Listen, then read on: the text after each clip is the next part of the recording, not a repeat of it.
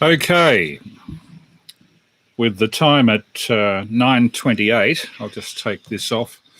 I'm looking very red for some strange reason. I think it must be a function of the light coming from that red background there. It certainly doesn't reflect reality, or I hope it doesn't. It's 9:28. At 9:30, I'll be going live via that radio. For those who haven't seen this weekly transmission, I'll just put that down for a moment. It's a regular weekly thing that we do, carrying on the tradition that was established by the late VK3AML, Tony Sanderson, who was a good friend of mine for well over 35 years. And every Saturday night we play a selection of material to get people to think, T-H-I-N-K, and then after 90 minutes worth of pre-recorded material, I generally throw it open for a discussion on 147,475. So anybody who's within range of that in Melbourne should get it. And we're just waiting for it to tick over to 9:30, and I'll switch on the transmitter, which I'm monitoring through these. 9:29. And we switch it on through that switch. Still waiting for it to tick over. So far, 2 people watching, I believe, Tom and Chris. It's 9:30. On we go. Hello, this is VK3 Alpha Mike Lima. There's a bit of distortion there. I'm not quite sure where from. Of course, tomorrow is Anzac Day. Just changing my headphones a bit, that's better. So tonight we'll be running quite a bit of archival audio material related to the First and Second World War, and hopefully material will be of interest to people, will offend no one. So, looking for my cue here. There we are. This is VK3 Alpha Mike Lima.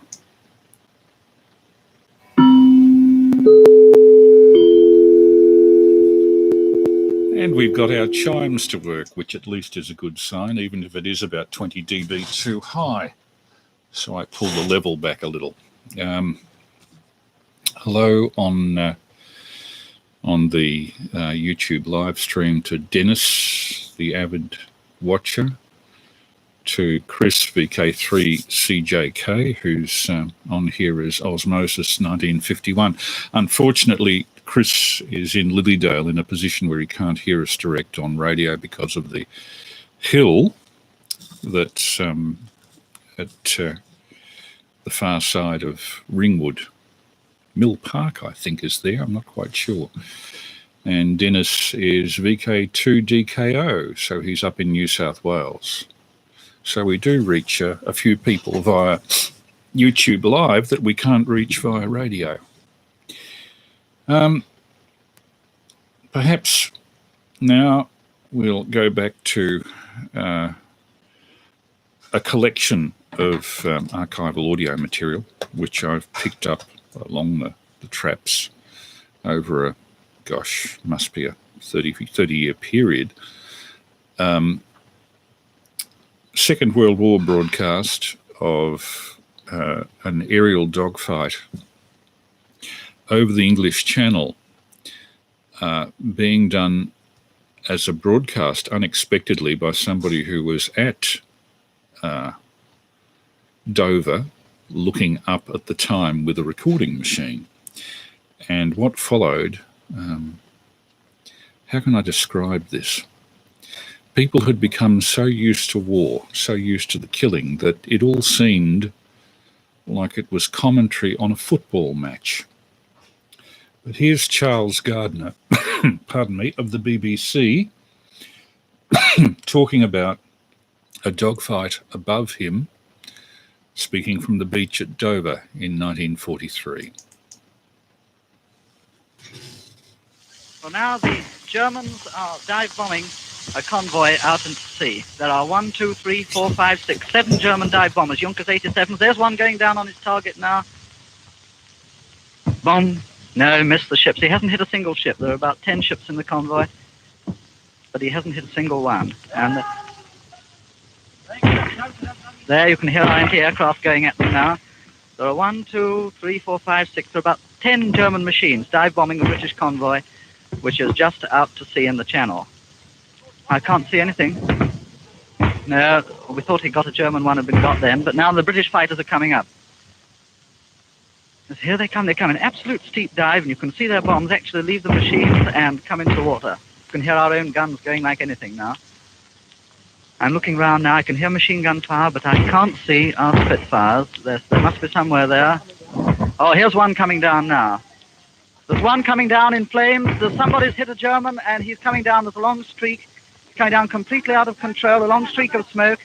The man's bailed out by parachute. The pilot's bailed out by parachute. He's a Junkers 87, and he's going slap into the sea, and there he goes. Smash!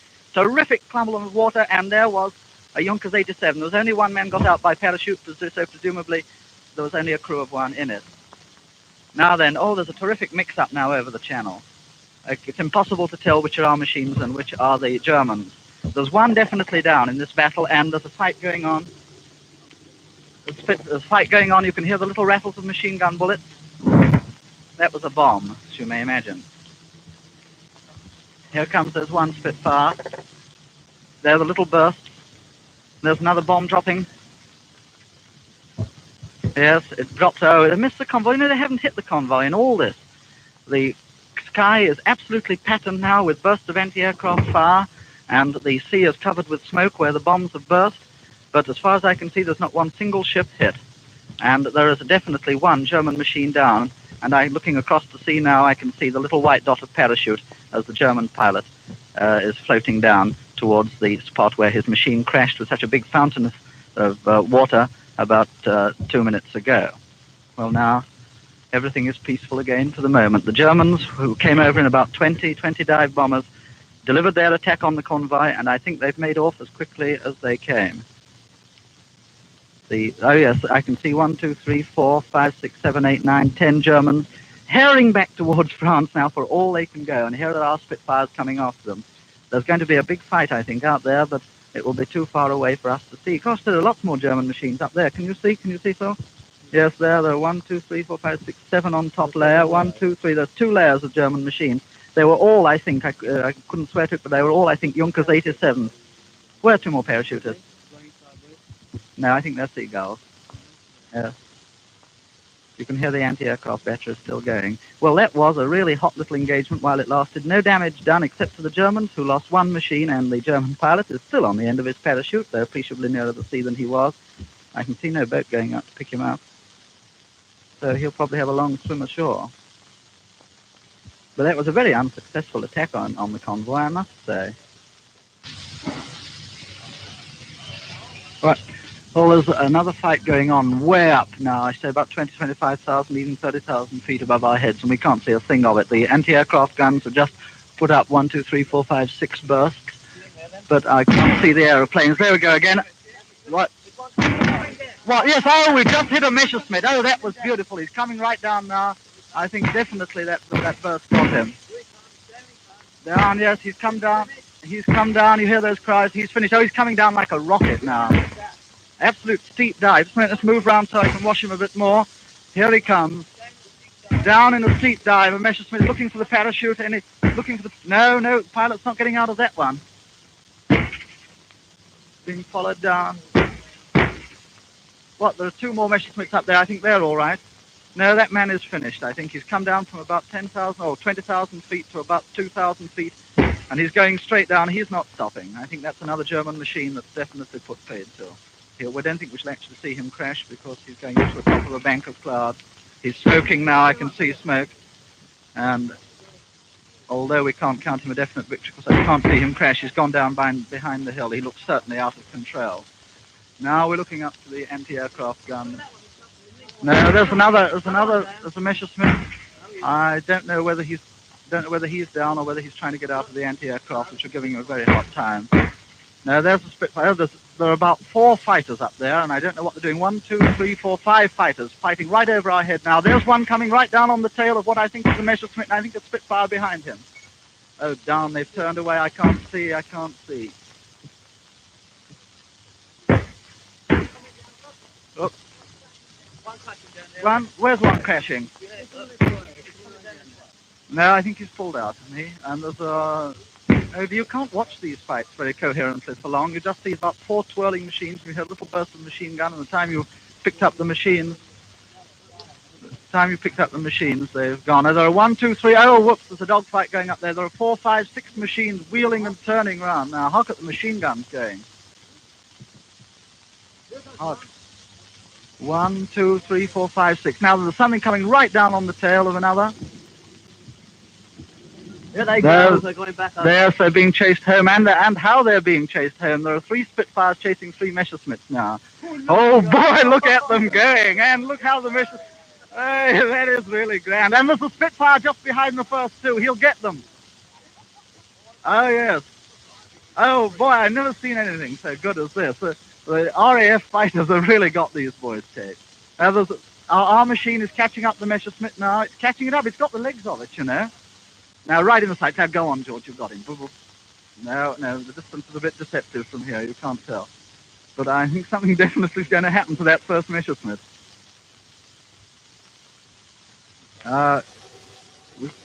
Yes. Just a moment. I think I wouldn't like to be in that first Messerschmitt. I think he's got him, yes. Machine guns are going like anything. No, there's another fight going. I'm afraid... No, they chased them right out to sea, and I can't see now, but the odds were certainly on that first Messerschmitt catching it. Yes. Look. Dogfight. He's dead. Where? There we go. Look. Don't even look. Don't even look. Where? I can't see them at all. Just on the left of those black shots. See him? Oh, yes, I see, yes. Yes. Has he got him down? I can't see. Yes, he's pulled away from him. Yes, I think that first Messerschmitt has been crashed on the coast of France, all right.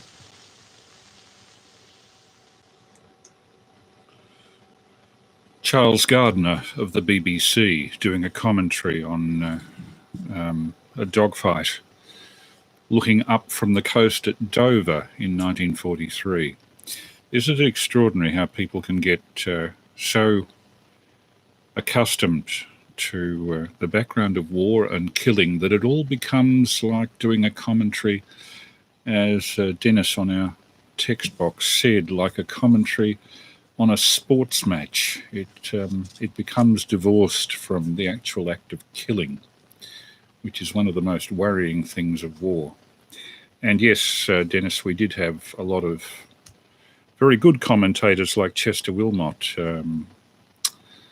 for our side of the war, and Damien Pera, of course, up in New Guinea, who gave his life in the course of shooting newsreel coverage of the Kokoda action.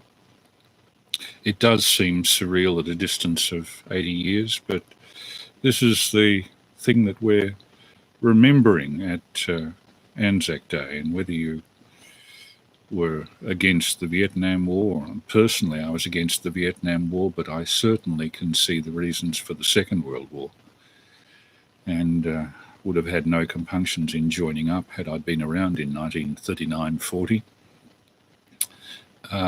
But I think we all have to make up our minds as to the morality of wars according to whether they're really necessary. And some of the more recent ones, I really wonder. This is VK3 Alpha Mike Lima with a special broadcast of a series of archival bits for of particular pertinence to Anzac Day. And with regard to that, going back to the First World War, it's really difficult to understand motives for that war. I think the root lies in a long period of increasing nationalism among the small countries of Europe during the late 19th century. And as a measure of that nationalism, one of the most surprising recordings I've heard of recent times as of the founder of the scouting movement, Robert Baden-Powell, in 1913, talking about the motives behind raising the Scouts as an organisation. So without any further ado, if I can find him, here is Robert Baden-Powell on the 22nd of December 1913, talking about the Scouting movement in a Zonophone record from that year.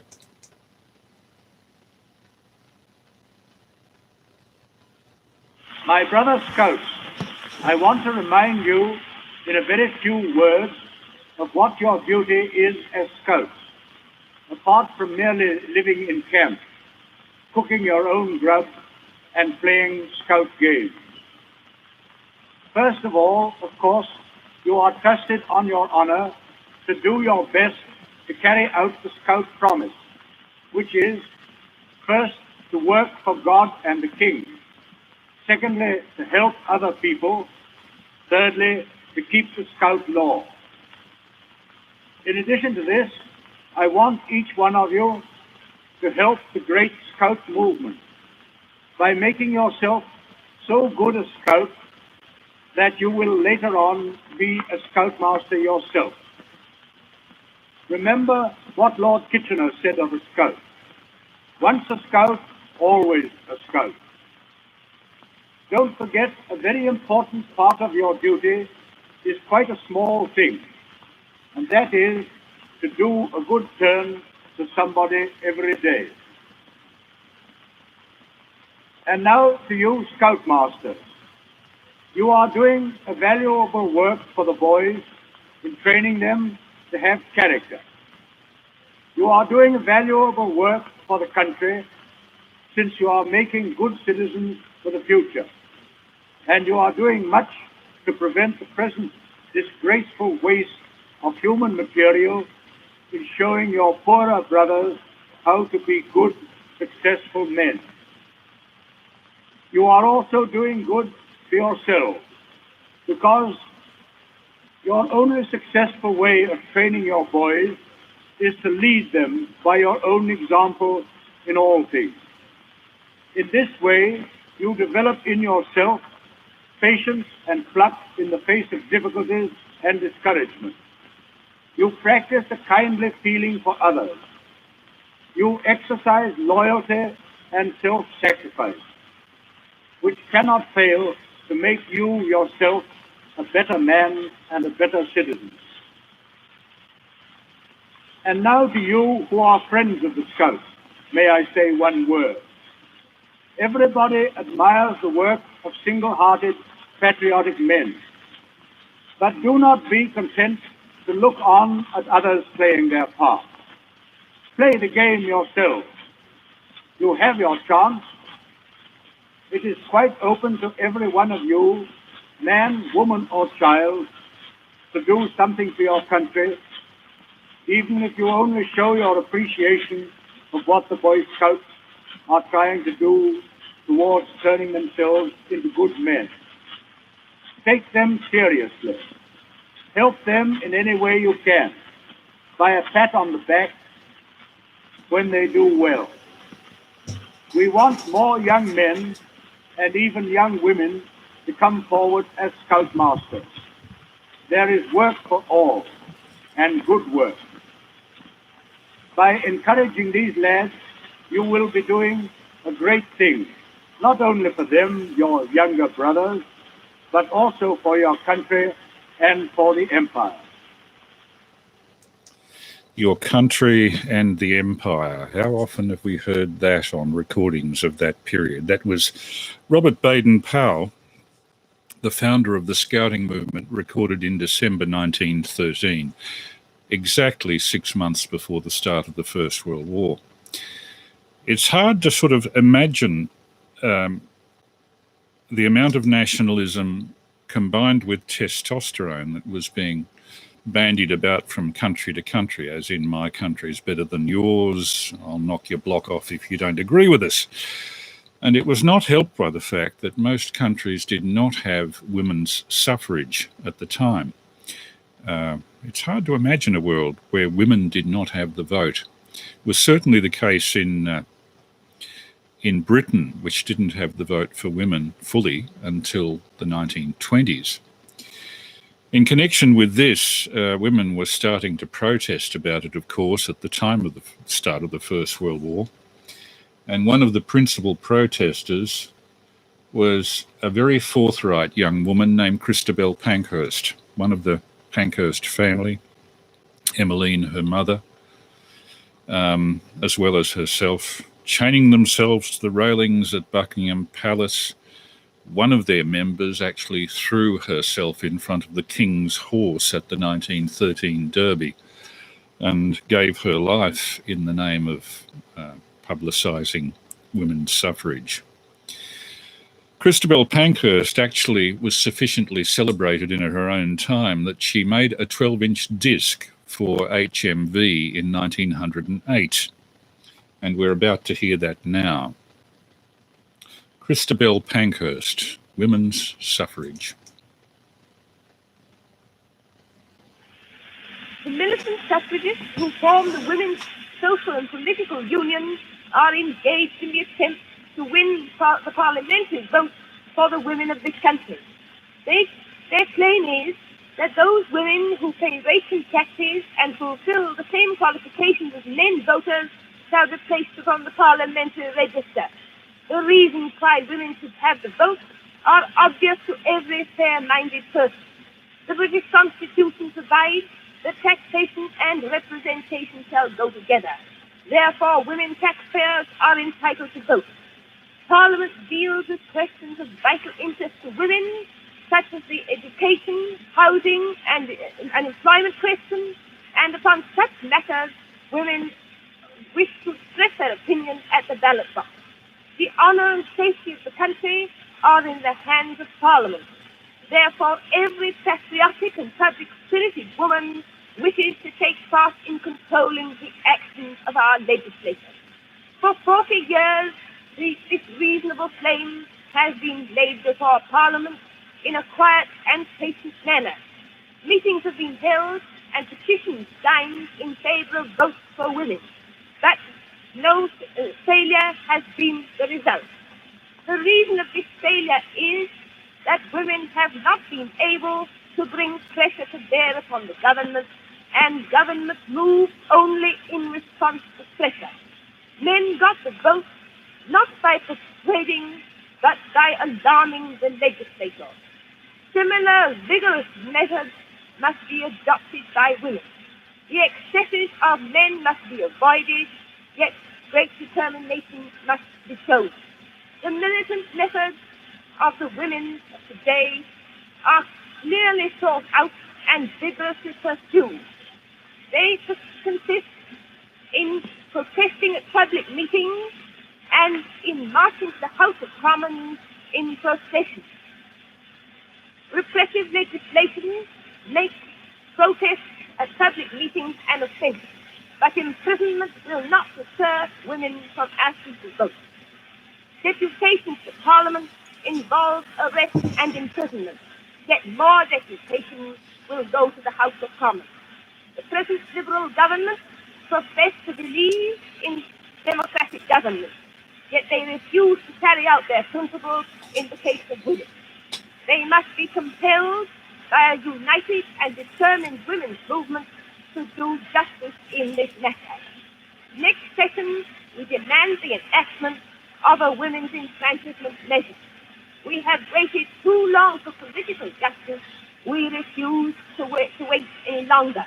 The present government is approaching the end of its career. Therefore, time presses if women are to vote before the next general election. We are resolved that 1909 must and shall see the political enfranchisement of British women. Christabel Pankhurst, and that was recorded on the 18th of December 1908, if you're wondering what all the scratching was about. This is VK3AML with the regular Saturday night missions, as the others have called it. It was a tradition established first by the late Tony Sanderson, VK3AML, back in the 70s, carried on by Dave, VK3ASE, who is moving on to other things, and consequently there's a Saturday night time slot that was empty, and I'm trying to step into the breach to fill it with material that hopefully will be of interest to somebody listening in, either on 147.475 on radio, or should you be interested to see what little there is to see in my Radio Shack, or if you're in a position where reception is poor, if you put into a search engine VK3AML 24 April 2021, that's VK3AML 24 April 2021, you will see the video stream, and currently there I think 8 listening in there. 1914, of course, we come to the First World War, and a number of people reacted to it in different ways. One of the most interesting was Bertrand Russell, who was conflicted, as he tells us in this interview from 1950, between a sense of patriotism and a sense of horror that people are actually welcoming a war, not realizing perhaps what a fully mechanized war would mean. Now, Bertrand Russell eventually became a pacifist, a draft resistor, and was jailed for much of that war. And here he is talking about his reactions on the day war was declared in 1914.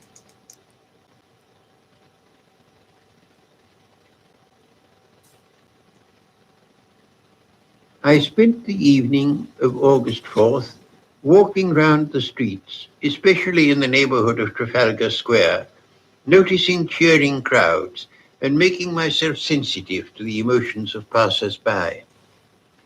During this and the following days, I discovered to my amazement that average men and women were delighted at the prospect of war. I had fondly imagined what most pacifists contended, that wars were forced upon a reluctant population by despotic and Machiavellian governments. I was tortured by patriotism. The successes of the Germans before the Battle of the Marne were horrible to me. I desired the defeat of Germany as ardently as any retired colonel. Love of England is very nearly the strongest emotion I possess, and in appearing to set it aside at such a moment, I was making a very difficult renunciation. Nevertheless, I never had a moment's doubt as to what I must do. I have at times been paralyzed by skepticism. At times I have been cynical, at other times indifferent. But when the war came, I felt as if I heard the voice of God. I knew that it was my business to protest, however futile protest might be. My whole nature was involved. As a lover of truth, the national propaganda of all the belligerent nations sickened me. As a lover of civilization, the return to barbarism appalled me. As a man of thwarted parental feeling, the massacre of the young wrung my heart. I hardly supposed that much good would come of opposing the war, but I felt that for the honor of human nature, those who were not swept off their feet should show that they stood firm. And so Bertrand Russell became a conscientious objector. Bertrand Russell was still around in my childhood. I remember seeing him, I think he died in his late 90s, quite a towering doyen of intellectual thought through most of the 20th century and part of the 19th. The reasons for the starting of the First World War are hidden to all but a few, and I don't know whether I can actually find the recording of the then Prime Minister H.H. Asquith talking about the reasons for the start of the war. However, there are recordings recreated in the studio of the Australians landing in Egypt, recorded in 1915 when they were still trying to increase the amount of enlistment for that war, with none of the Australians nor the people who put this record together knowing that they'd be involved in the conflagration of Gallipoli, one of the biggest disasters of Australian military history. This is a studio recreation recorded on the 25th of February 1915, exactly 3 months, or February, March, April, 2 months before the Gallipoli landing, which we're celebrating tomorrow. Landing of the Australian troops in Egypt, a studio recreation by Regal Records.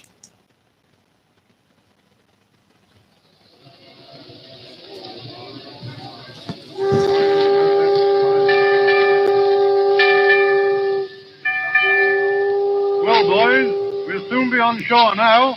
Yes, and I shan't be sorry. We ought to have a basket time here and very likely get a pot of the Turks. Well, it will get us into good form for a smack of the Germans later on.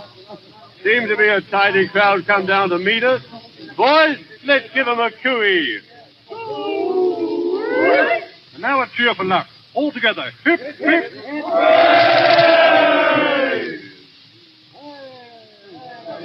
Hello, here's the band going to tear off a few yards.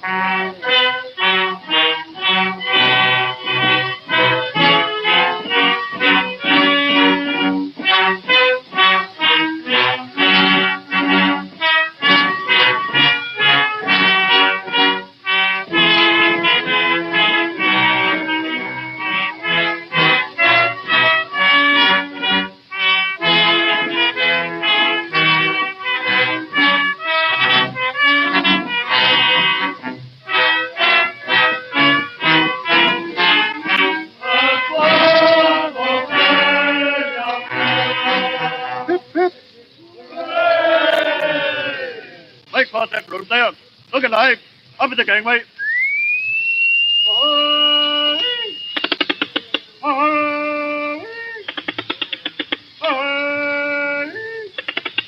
Say, there's some English Tommies here.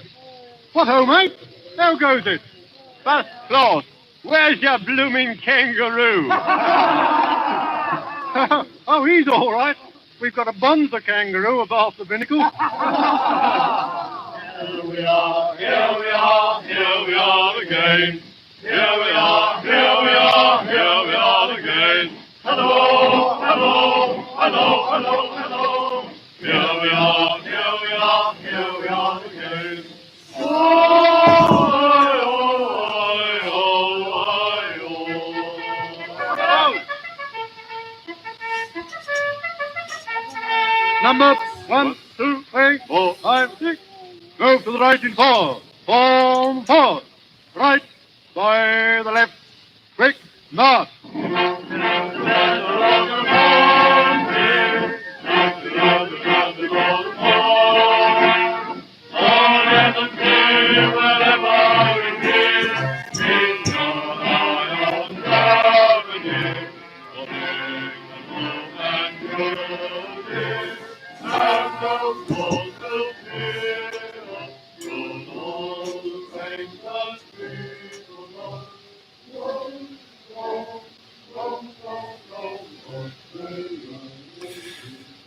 Remarkably well recorded for a 106-year-old disc, the landing of the Australian troops in Egypt, recorded in the London studios of Zonophone Records in City Road, near where the Beatles later recorded Abbey Road.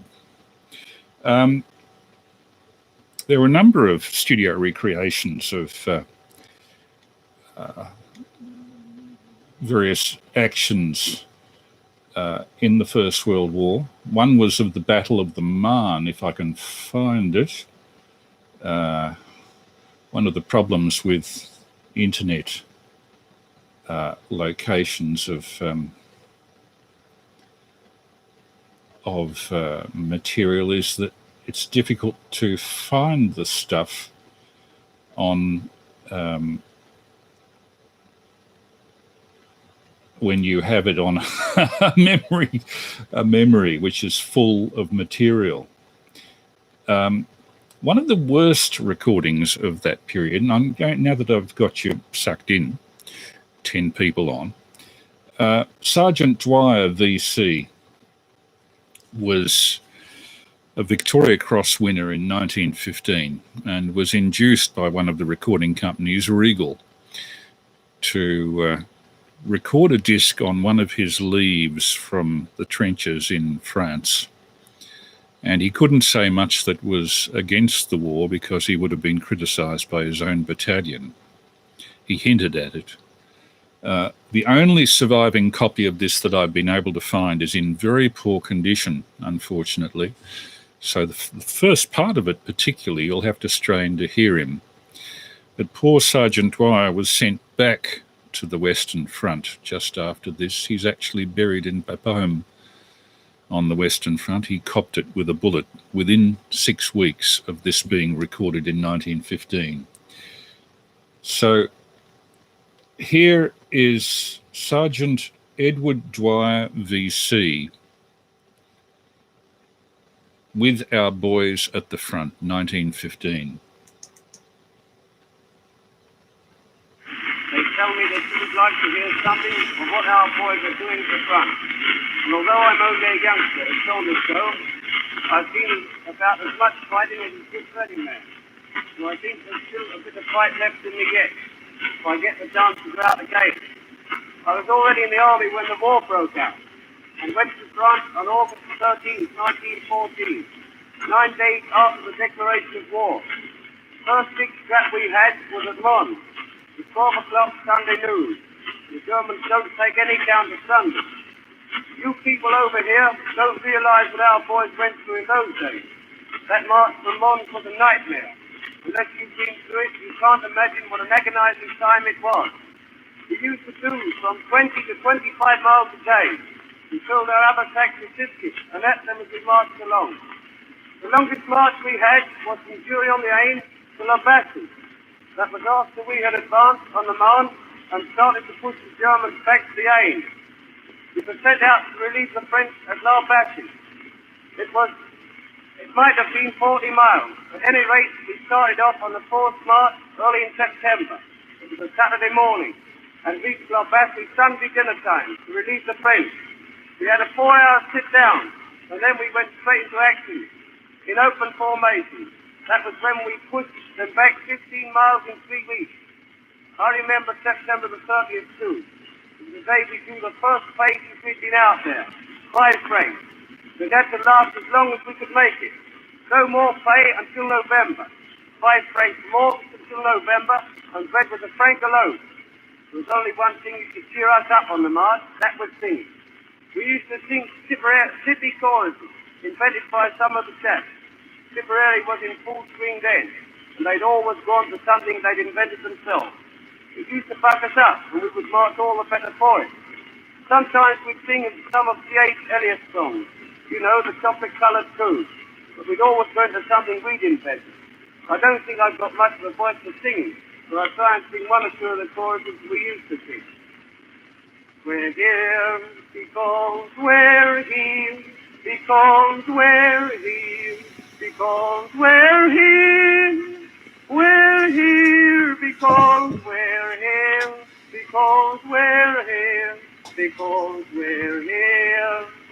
We see far better off, far better off, far better off in a Here we are, here we are, here we are again. Hello, hello, hello, hello, hello. Here we are, here we are, here we are again. Hello, hello, hello, hello, hello, hello, hello. Woo! Sergeant Edward Dwyer, VC, recorded in 1915, only 6 weeks before he died. one of the millions that was killed in the conflict of the First World War, and that was recorded 106 years ago. Funny to think of that. All that's left of him. Meanwhile, in the recording studios, they were still trying to give the idea that the war was something wonderful or glorious being done on behalf of your country, when in fact it was a case of we're here because we're here and we have no idea why we're here. Russell Hunting's dramatic company at the Pathé Record Studios in Britain in 1915. And by the way, this is VK3AML with a regular Saturday night test, on this occasion playing some material related to the First and Second World War in honour of Anzac Day, which is going to be on us in 2 hours' time.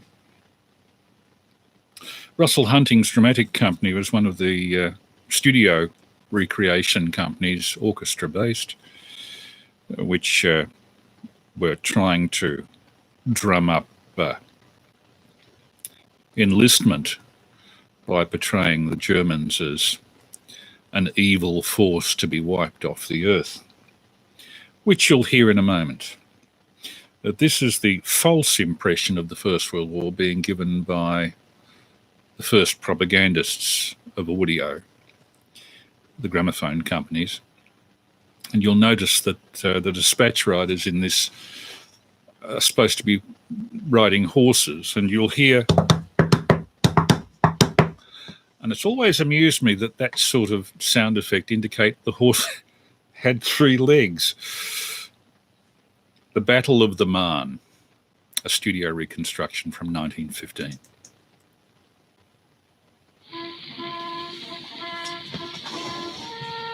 Will you have your copy now, Colonel?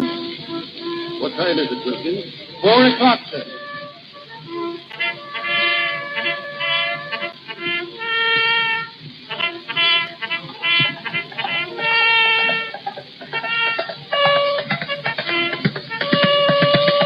Whoa.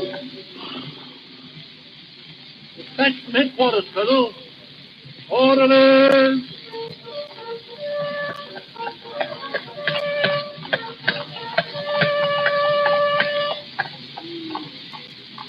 Orderlies, convey the following order to your various units.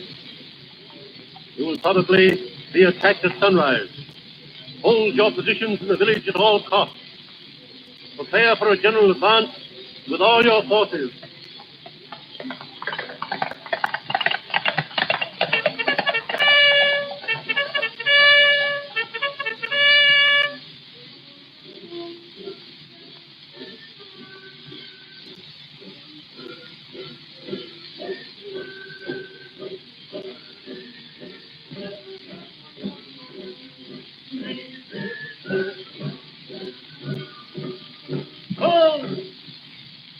My men, the enemy has advanced almost to the gates of Paris. The time has now come for us to show the world whether we belong to the bulldog breed or not. Now, men, what are you going to do?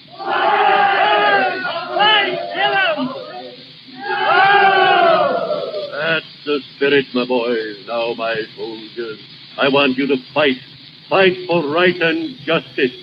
Fight for your king. And above all, fight for the British Empire. Now to the north of the village and hold it at all costs. Hold it, boys, to the last man.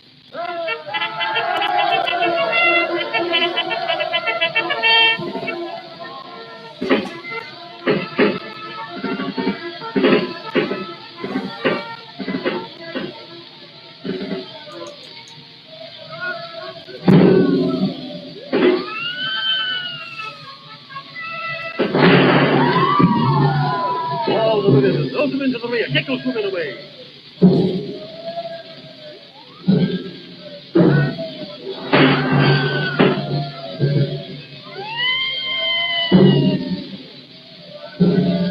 Captain, hold that end. Hold the end there, Captain.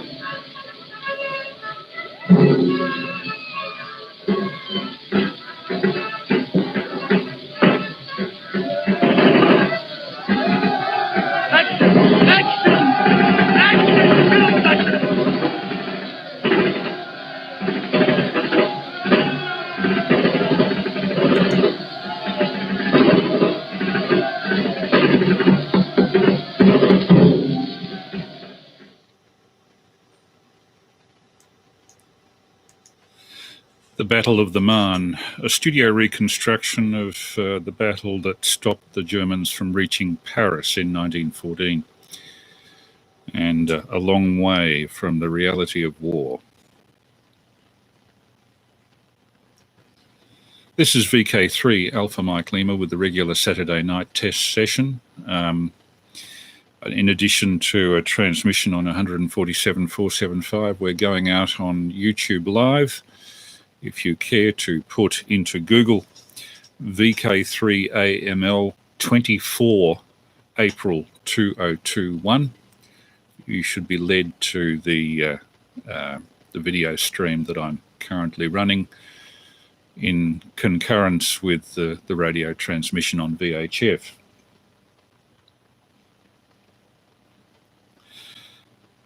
An Australian who recorded a message for people back home was Miller Lancer, Private Miller Lancer.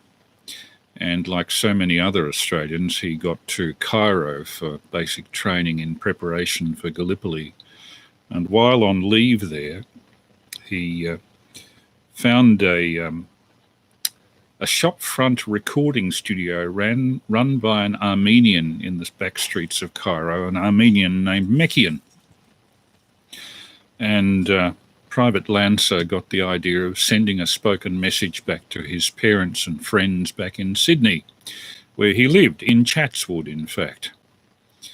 So he put down his money. I think it was something in the order of a guinea. It was a fair amount of money to make a record in those days, because they'd have to make a wax master from a mechanical recording shouting down a horn, and then make matrices, metal matrices, from which shellac pressings could be made to play on a wind-up gramophone.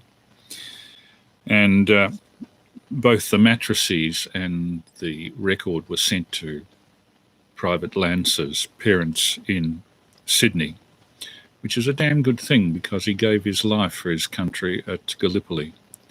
So this is all his parents had left of him, sadly. The record was badly broken, but fortunately the National War Memorial in Canberra has managed to recover this from the matrix of Private Lancer sending a message home. It's halting.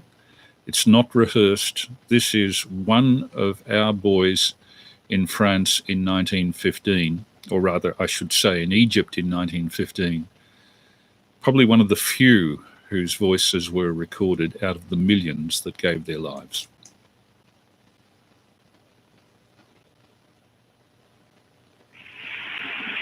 Mission record. Well, dear mother and father, Ethel, Edie, and Basil,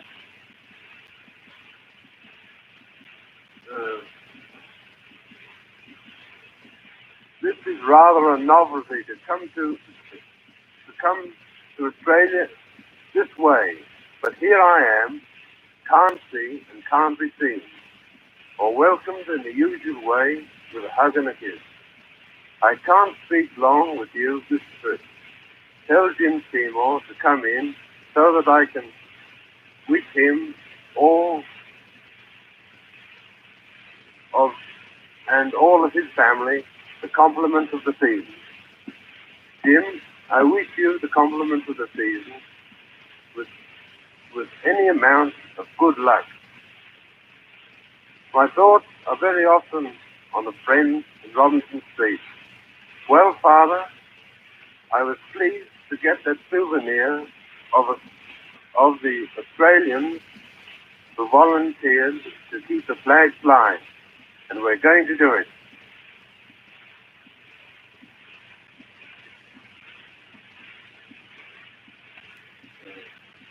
The past week, training is getting heavier every day. My words, the Germans or Turks, as we hear, they are making for Egypt. Whatever happens, we'll stop them from laughing anyhow. When we do start.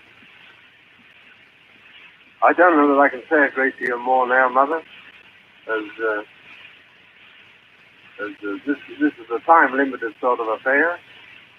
But all I can wish is I hope you all had a real jolly good Christmas. We did, I know. And of course it was rather, not the really first time I've been away from Christmas, but I was very anxious to get back to this one. But here I am here now. I'm really enjoying myself, and that's the main thing, and I hope everyone at home are doing the same thing. So, 1 minute.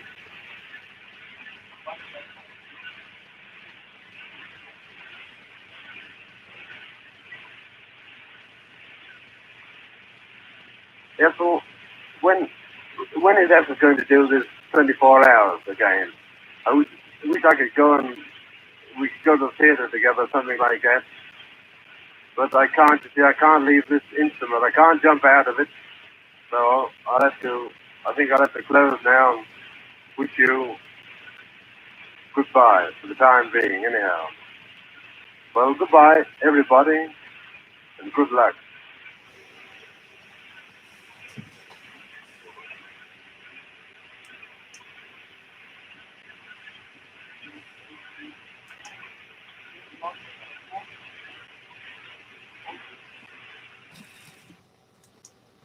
Private Miller Lancer from Chatswood in Sydney, recorded in Cairo preparatory to going to Gallipoli, and he later, not all that much later, cashed his chips in, as they used to say, at the front. So that was a cherished possession of his parents, and it eventually found its way to the Australian War Memorial. One of, I think, only 2 or 3 Australian servicemen who were recorded during the First World War. The other that I'm aware of was recorded in interesting circumstances. And by the way, to keep this legal, this is VK3 Alpha Mike Lima testing and transmitting on 147.475 and also on YouTube Live. If you put in VK3AML 24 April 2021 to Google, you'll be able to find my YouTube stream. Not that you'll see very much, except an old bloke just mixing records from a computer. Now, what did the war really sound like? Well, there was one attempt, only one, made in the whole of the First World War to take a recording machine to the front to record the guns and the sounds of the battlefield. It was fairly obvious towards the end of 1918 that things were going to wind down, though things were still pretty hot at the front when Will Geisberg, the brother of Fred Geisberg, who was the A&R man for HMV Records in Britain, Will Geisberg, a recording engineer with mechanical recorders, funnels, no amplification, was sent to a place called Lille in northern France to record a gas shell bombardment, of all things, in the final weeks of the war, in fact on the 9th of October 1918. That recording survives, and it is now the only genuine recording of the battles of the First World War. It sounds like this, and unlike those eager studio reconstructions, it's a very mechanized thing. It entirely conveys just how bad mechanized warfare was. One shell after another. Like this. 176, 10 left. Elevation, 25 degrees. Get down, 1062. Get down, 1062. Entry stop, start, 4. Loading with 4. Stop, start, 4. 4, go.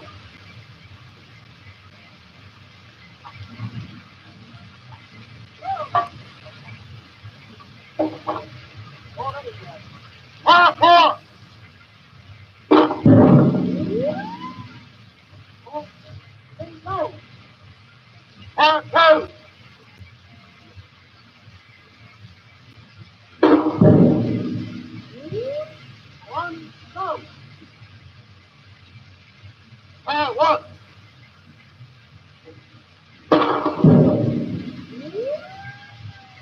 Number 4, 323. All you can get.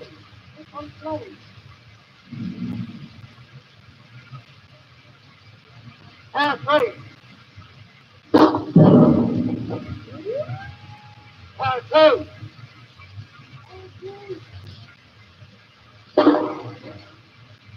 One.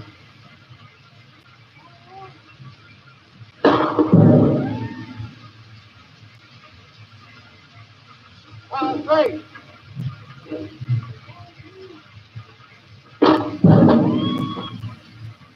Number 3, 104, right. Two.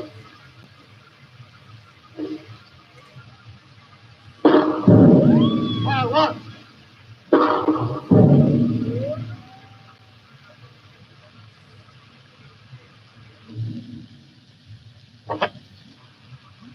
Feed the guns with war bonds and help to win the war. As you can hear, they appended a propaganda track to the end of that. That was the only genuine recording of World War One. The gas shell bombardment at Lille in October 1918, exactly 1 month before the end of the war. And interestingly, Will Geisberg, the engineer of that particular session, it was recorded in a smashed estaminet behind the lines, behind the trenches, but not too far behind the trenches. And Will Geisberg, the engineer, got a touch of the gas, the poison gas, phosgene, during the recording of that, unfortunately. And with weakened lungs, he went back to Britain. And he didn't die of gas, but he died because of the weakening of his lungs from the subsequent flu epidemic in 1918, when the soldiers started coming back from the First World War and spreading the contagion, which went worldwide by the start of 1920. Not unlike a contagion we're experiencing today. VK3 Alpha Mike Lima currently testing on 147.475 and on YouTube Live. There were other recordings of the departure of Australian troops for the front. This is one from May 1915, another bit of tub thumping, and it just shows you how distant the propaganda transmitted by the infant gramophone at that stage contrasted with the reality of mechanised warfare.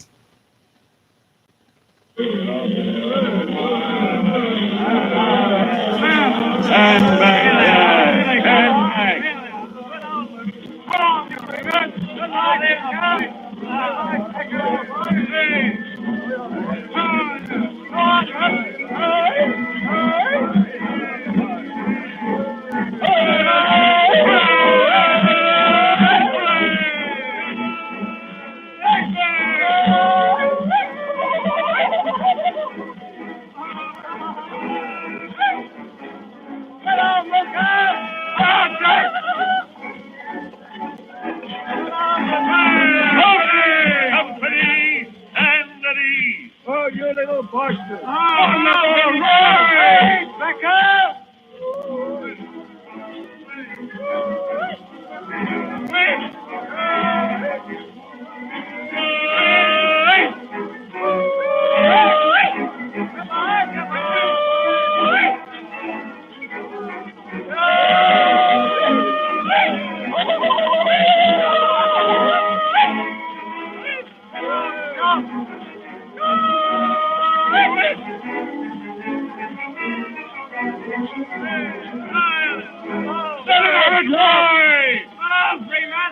Hello, Malcolm, Bill Murphy! Bring me back a boat! Company, son, by your right, pick hard.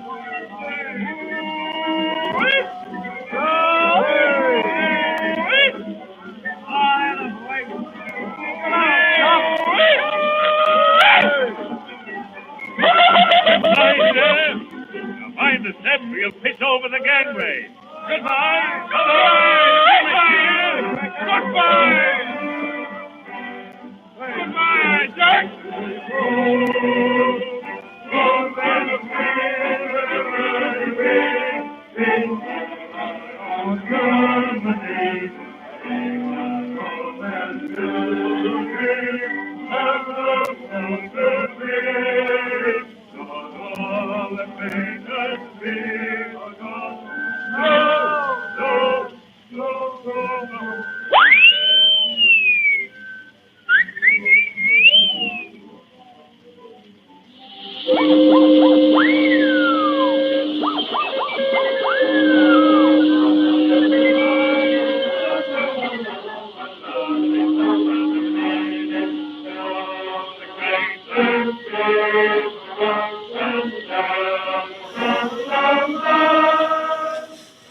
In all of these propaganda records from 1914, 1915, interestingly, none from 1917 or 18. By that time, the war had palled. How do you feel now, Bill? Oh, not so bad now we're getting in the harbour.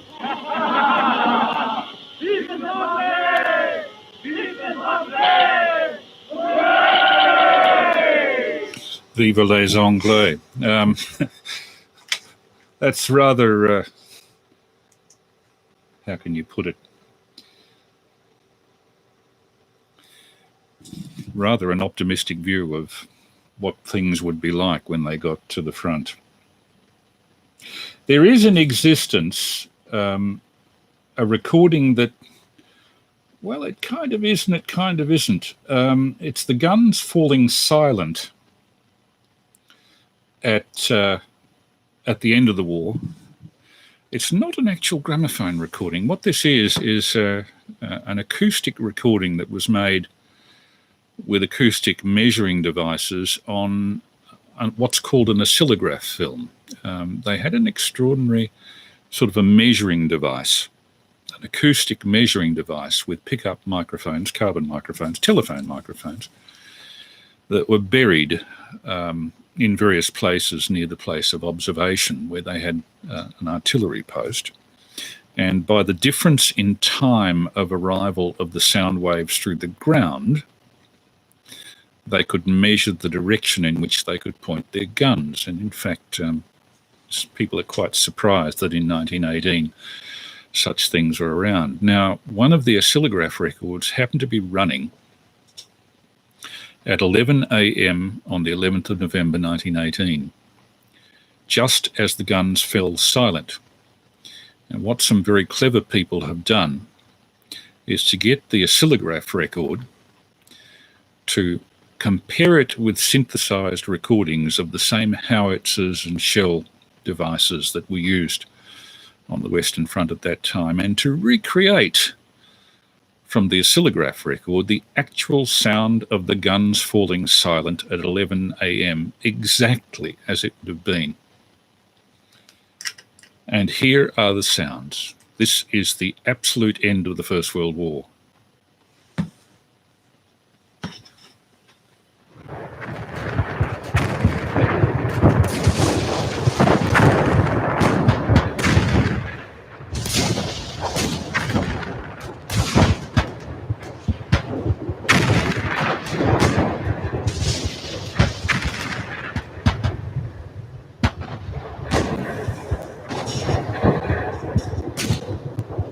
10 seconds.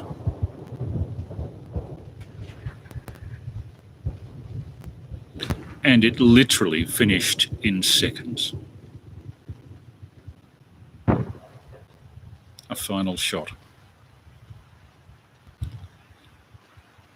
It was an extraordinary war, not like the Second War at all. It was all kind of arranged to be almost orchestrated, I suppose. And nobody really knew the reasons for it. Nobody really knew the reasons for it. VK3 Alpha Mike Lima testing preparatory to Anzac Day.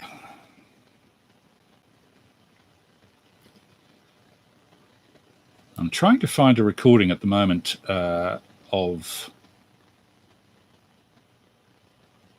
a speech given at the end of the First World War, talking about how wonderful, in inverted commas, the whole thing was. A number of people trying to, I suppose you could call it, sell the idea of war after the event. This is a recording of H.H. Asquith talking about the causes of war in 1914. Or rather, I should say it's the actor Arthur Bourchier in imitating H.H. Asquith, giving his parliamentary speech on the reasons for the war. And even when I listen to this, it's not well recorded, unfortunately. Of course, being 1914, it's a long time ago. But it's still very difficult to understand why millions of people gave their lives for this. Mr. Asquith's speech entitled Causes of the War, delivered in Edinburgh on September 18, 1914. We are at war for three reasons. In the first place, to vindicate the sanctity of treaty obligations. In the second place, to assert and to enforce the independence of free states, relatively small and weak, against the encroachment of the strong. And in the third place, to withstand the arrogant claim of a single power to dominate the development of the destinies of Europe.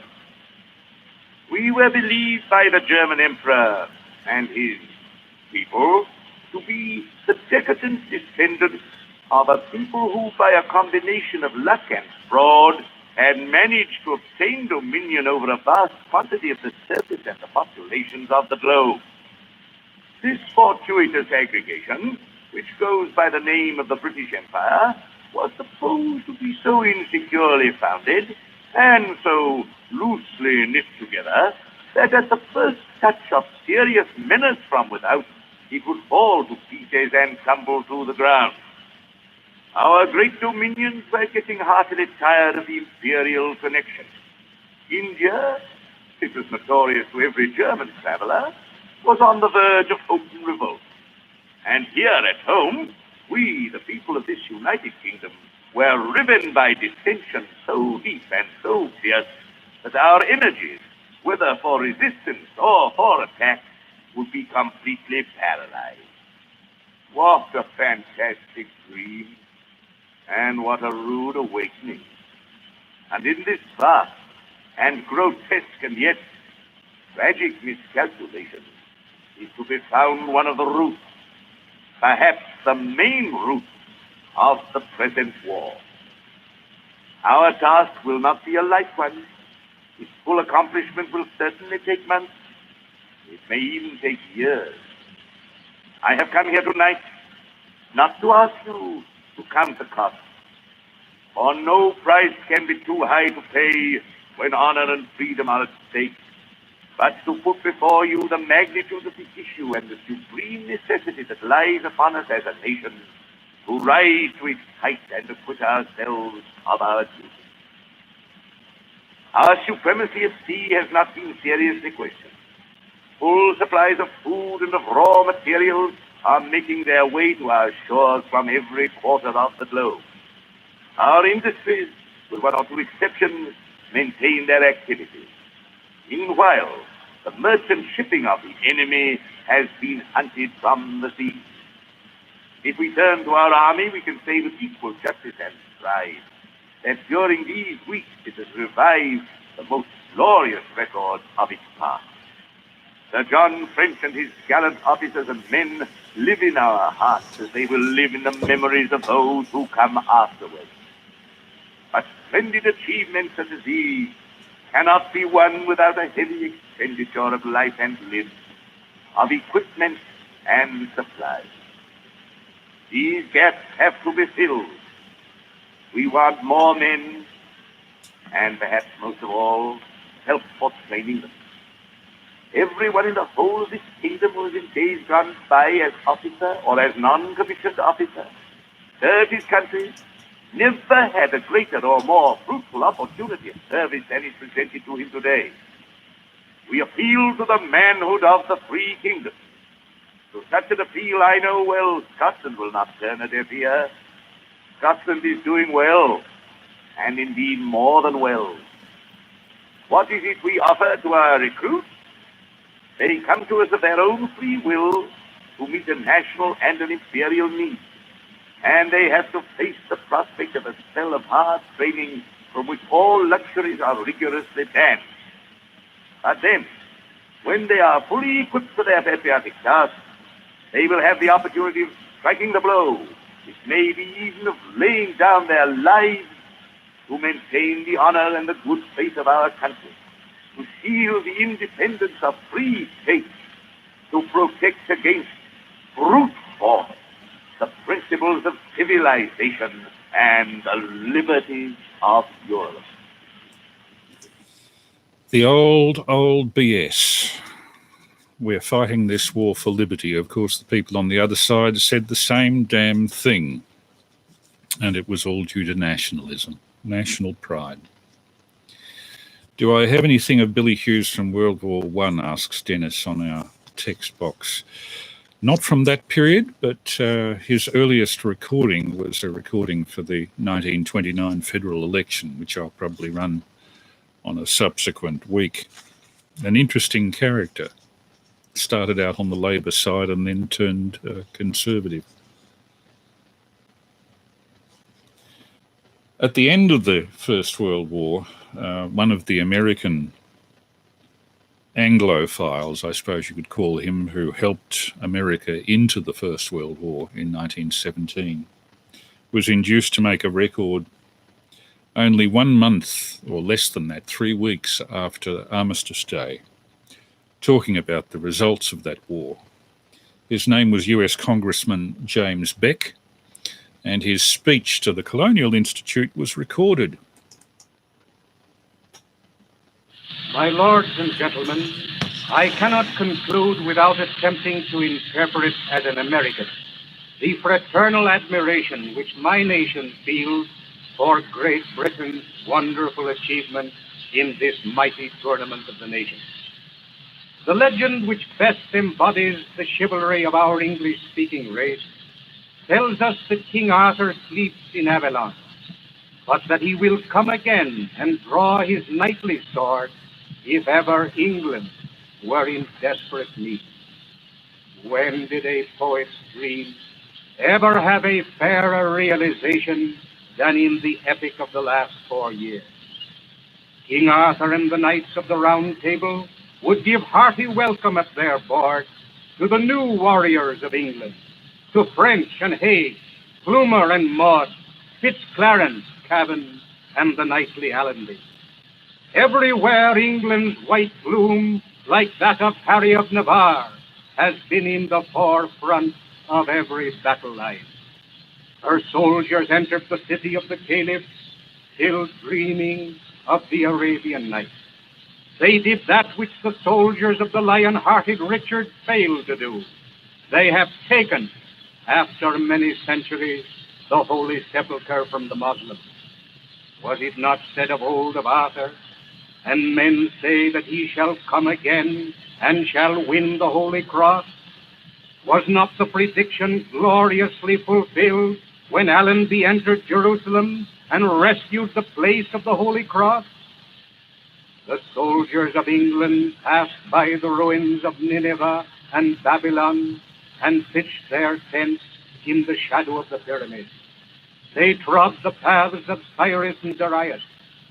The shells from English warships fell upon Achilles' tomb and awoke Ilium, sleeping his sleep of centuries. Your great dreadnoughts, any one of which could have scattered Nelson's whole fleet at Trafalgar, have reconquered the once Christian city of Constantinople.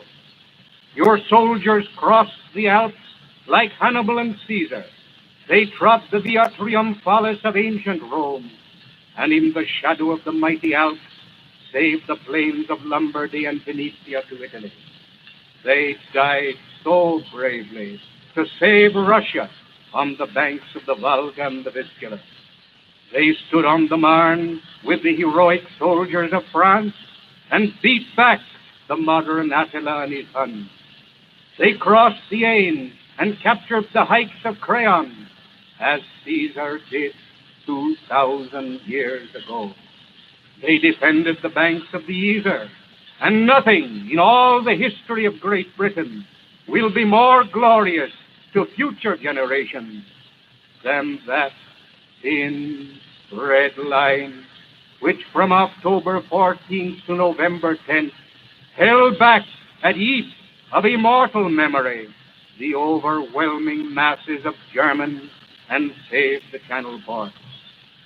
Above all, on all the waters of the high seas of all the world, the ships of England kept watch and ward through 4 long, heroic years, and finally brought a seemingly inconquerable foe to abject submission. Hail, Gens Eterna! England has renewed her youth, and if her warriors, poets, and statesmen who sleep in Westminster Abbey, that Valhalla of the English-speaking race, could come again, they would recognize that with the tears and sweat of the English people, an epic has been wrought, nobler than Milton's page, fairer than Shakespeare's dream. An American senator doing a bit of an Anglophile bit 3 weeks after the end of the First World War in November 1918. This is VK3AML with the usual Saturday night replay of bits and pieces to get people thinking, I suppose, to induce at 11 p.m. or thereabouts people to come on 147.475 for a chat on the air. It's difficult these days to actually get rag chews going, the old style chats on ham radio, so I thought as a tactic I'd run about 90 minutes worth of recorded material that I've come across in the course of 45 odd years of work in archives, museums and broadcast stations. I should mention that tonight, major addition to my holdings, particularly with regard to the First World War, has been the British Library has started to put some early spoken word recordings online. It's difficult to find them. It's difficult to download them. They've perhaps done that purposely, but you're hearing the results of a bit of that, plus my own collection of First World War stuff, both my own discs and digital copies that I've made when I've come across stuff that I don't know that I'll never see again. One area of the First World War I haven't touched on are recordings by people from the other side. And fortunately, there are recordings of First World War veterans from the German side speaking in English about their experiences, which were every bit as horrible as under the Kaiser as they were under King George V. This, for example, is a very interesting recording, personal reflections, filmed in the early 1960s of a veteran who was mostly on the doctor's side. He was involved with being a medical doctor during the First World War. Also saw some open combat. His name was Stefan Westman. And this is an interview with him talking about how pathetic it was that people with whom he had no personal quarrel, suddenly face to face, he had to shoot them dead, and did on one occasion. One day we got orders to storm a French position. We got in, and my comrades fell right and left of me. But then I was confronted by a French corporal, he with his bayonet at the ready, and I with my bayonet at the ready. For a moment, I felt the fear of death. And in a fraction of a second, I realized that he was after my life exactly as I was after his. I was quicker than he was. I tossed his rifle away and I ran my bayonet through his chest. He fell, put his hand on the place where I had hit him, and then I thrust again. Blood came out of his mouth and he died. I felt physically ill. I nearly vomited. My knees were shaking, and I was, quite frankly, ashamed of myself. My comrades, I was a corporal there then, were absolutely undisturbed by what had happened. One of them boasted that he had killed a Paulie with the butt of his rifle. Another one had strangled a captain, French captain. A third one had hit somebody over the head with his spade. They were ordinary men like me. One of them was a tram conductor, another one a commercial traveler. Two were students, the rest were farm workers, ordinary people who never would have thought to do any harm to anyone. How did it come about that they were so cruel? I remembered then that we were told that the good soldier kills without thinking of his adversary as a human being. The very moment he sees in him a fellow man, he is not a good soldier anymore. But I had in front of me the dead man, the dead French soldier, and how would I like him to have raised his hand? I would have shaken his hand, and we would have been the best of friends, because he was nothing like me but a poor boy who had to fight, who had to go in with the most cruel weapons against a man who had nothing against him personally, who only wore the uniform of another nation, who spoke another language, but a man who had father and mother and a family perhaps. And so I felt. I woke up at night sometimes drenched in sweat because I saw the eyes of my fallen adversary, of the enemy, and I tried to convince myself what would have happened to me if I wouldn't have been quicker than he, what would have happened to me if I wouldn't have thrust my bayonet first into his belly. What was it that we soldiers stabbed each other, strangled each other, went for each other like mad dogs? What was it that we, who had nothing against them personally, fought with them to the very end and death? We were civilized people after all.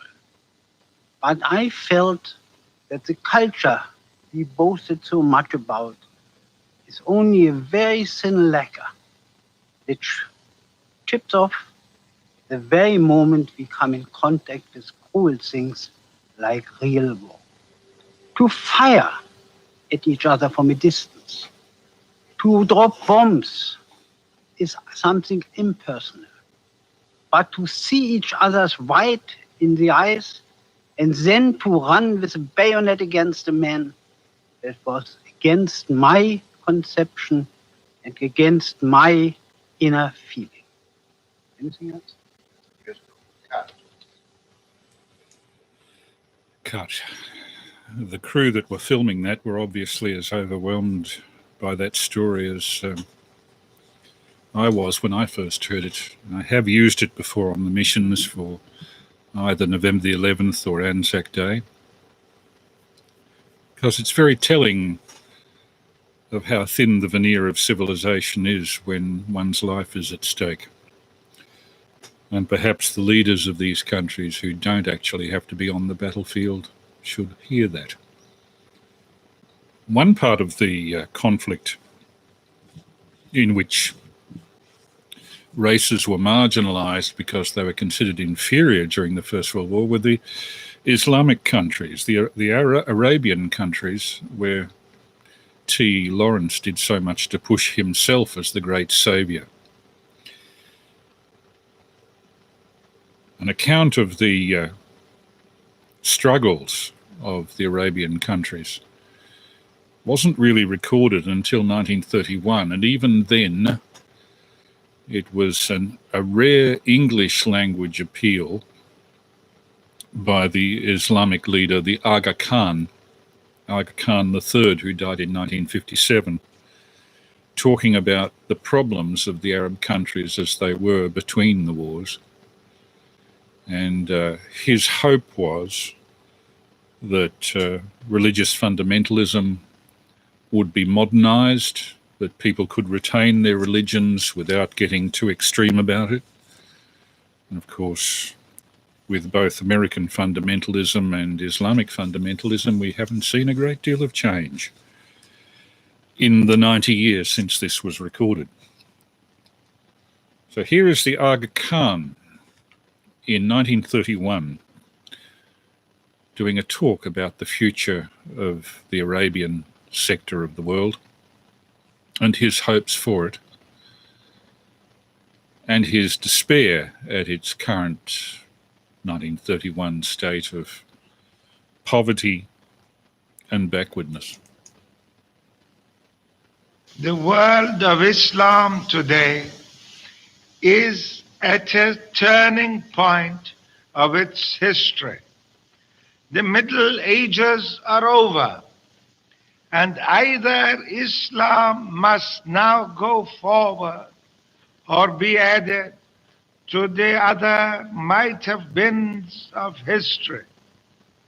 The Muslims must now awake and, taking their example from the glorious life and the marvelous teaching of the Holy Prophet, build their spiritual and religious faith on Muhammad and work for the development in science, knowledge, and political and social advance along the lines of the most progressive races of mankind.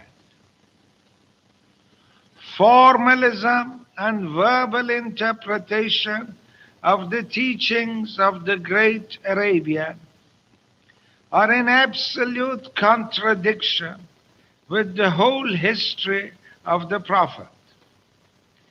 We must accept his divine message as the channel of our union with the absolute and infinite. And once our spiritual faith is firmly established, fearlessly go forward by self-sacrifice, by courage, and by application to raise the scientific, the economic, the political and social position of the Muslims to a plane of equality with Christian Europe and America. Our social customs, our daily work, our constant effort must be tuned up, must be brought into line with the highest form of possible civilization. At its greatest period, Islam was at the head of science, was at the head of knowledge, was in the advanced line of political, philosophic, and literary thought. Today, we are in our Middle Ages. We must get out of them and begin our new era with strength and with willpower for the coming development of our people. The Muslim world can today be divided into two general parts. One consists of the vast Muslim population living under European and other non-Muslim rule. The second part consists of the independent Muslim states of Arabia, of Persia, of Afghanistan, of Egypt, of Turkey. Now, where we are under foreign rule, we can immediately, by imitating, as the Japanese have done, but also by keeping our own spiritual and our highest intellectual character, just as the Japanese have done, we can learn directly from the races that rule us those secrets of social and intellectual power which have made Europe so strong and so progressive. Where we are in independent position, intensive culture, intensive education of the youth, intensive imitation, if you like, but always, as in the case of Japan, keeping our highest moral and emotional and spiritual self in our own historical development. With that, we can go forward and carry out reforms, carry out political and economic development, carry out, above all, scientific culture, which will place us on the same level as the European races. In cases like India, in countries like Java, like Morocco, and like North Africa, we can immediately learn from our European fellow subjects or rulers, if you prefer so to call them, those secrets of power over nature, of scientific and economic and industrial development, which has made Europe so powerful. Along these lines, my fellow Muslims, I implore you, I beg of you, to work for the advancement of the whole world of Islam, but never forget our intellectual debt to our Holy Prophet. With these words, I hope that progress will now become, from now onwards, thorough and regular. The Aga Khan, an Islamic leader of the early 30s, well, actually from 1890s to about the 1940s. He died in 1957, the Aga Khan, saying a few things about the problems of countries that insist on religious fundamentalism. And one can see that on both sides of a political coin even today. This is VK3 Alpha Mike Lima with a special missions, I suppose you'd call it, of material relating to tomorrow's celebration of Anzac Day. Let's get something lighter for a moment. I mentioned earlier that the British Library had started making material available in the way of early spoken word recordings, and one real oddity, which I wasn't expecting to find, was the item that you're about to hear. Some of you may know a set of records that used to be circulated teaching languages from an organisation called the Linguaphone Institute. It was an organisation that actually picked up the gramophone as a potential system of teaching languages very early in the century, about 1905. And right through the 20th century, they would make a point of recording people who were known to be good examples of spoken English, good proponents of spoken English who spoke well and knew how to enunciate, how to pronounce correctly, and how to sculpt words. One of the young authors who they hired to do a series of talks, special talks to introduce English as a second language to foreign speakers, was a young author, then almost unknown, named J.R.R. Tolkien. This is long before Tolkien wrote The Hobbit or Lord of the Rings, which he's much better known for. This was 1929.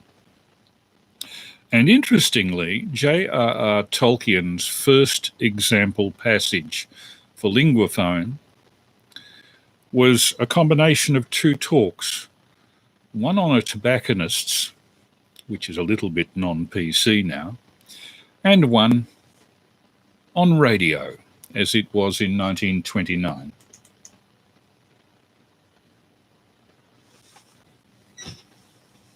Lesson 30, the 30th lesson, wireless.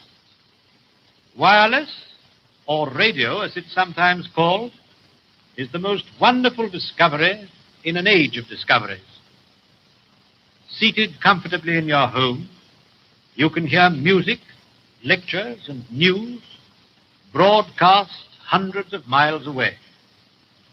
By means of wireless telephony, you can carry on a conversation with a friend on the other side of the world. I listen in almost every evening. I began, like most amateurs, with a simple crystal set with earphones and an outdoor aerial attached to the roof. But now I have a 5-valve set with an indoor frame aerial and loudspeaker. The results are excellent. I can cut out the local station quite easily and have no difficulty whatever in getting almost any station I like in Europe. I don't profess to know anything of the technical side of the business. One of my friends, Hughes, talks very learnedly about long and short wavelengths. This is VK3AML. At about 11:15, I'm going to open up 147.475 for a chat. So if anybody would like to rag chew or just call in, 11:15 on this frequency, 147.475. Back to J.R.R. Tolkien, recorded in 1929. Dial, batteries, condensers, oscillators, self-induction and other coils, switches, high and low tension. But it's all Greek to me. I know just about enough to turn the knobs and tune into the station I want. I use my wireless set a good deal for keeping up my foreign languages. I find it very useful addition to the Linguaphone course. When I want to hear German, I tune in to somewhere in Germany. France gives me French, Spain, Spanish, and Italy, Italian. And what a blessing wireless has been in times of disaster at sea. Thousands must owe their lives to this discovery of the 20th century. Well, how's your wireless going? Oh, not too badly. Though I've had some difficulty lately in getting distant stations. I suppose it's the weather. What station are you trying to get now? I want to pick up Daventry if I can. Do you ever get any of the English stations?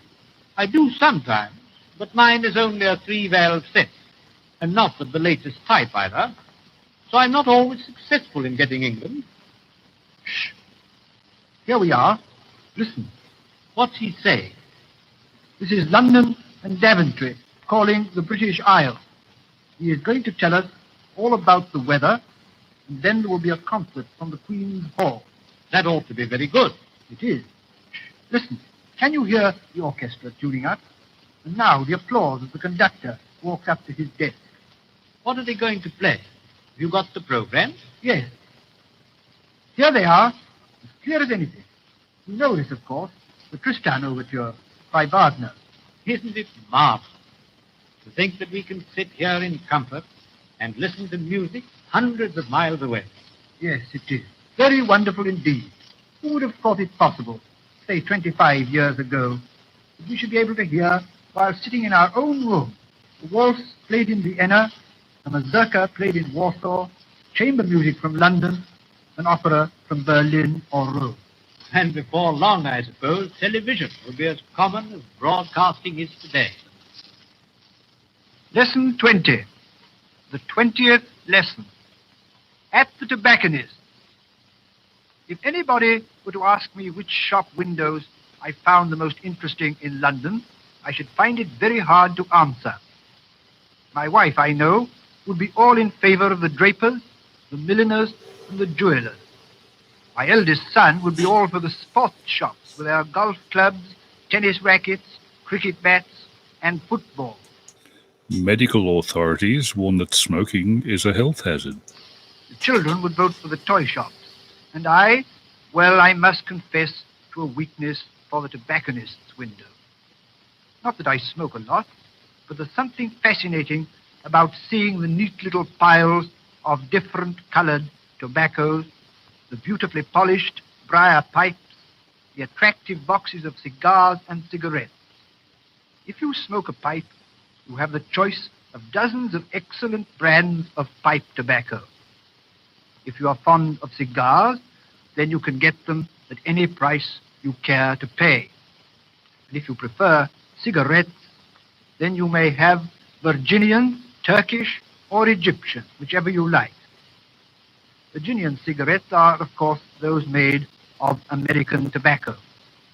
Matches are good and cheap, and you'll find all kinds of articles for smokers, such as tobacco pouches, cigar and cigarette cases and holders, lighters, and so on, in every tobacconist's window.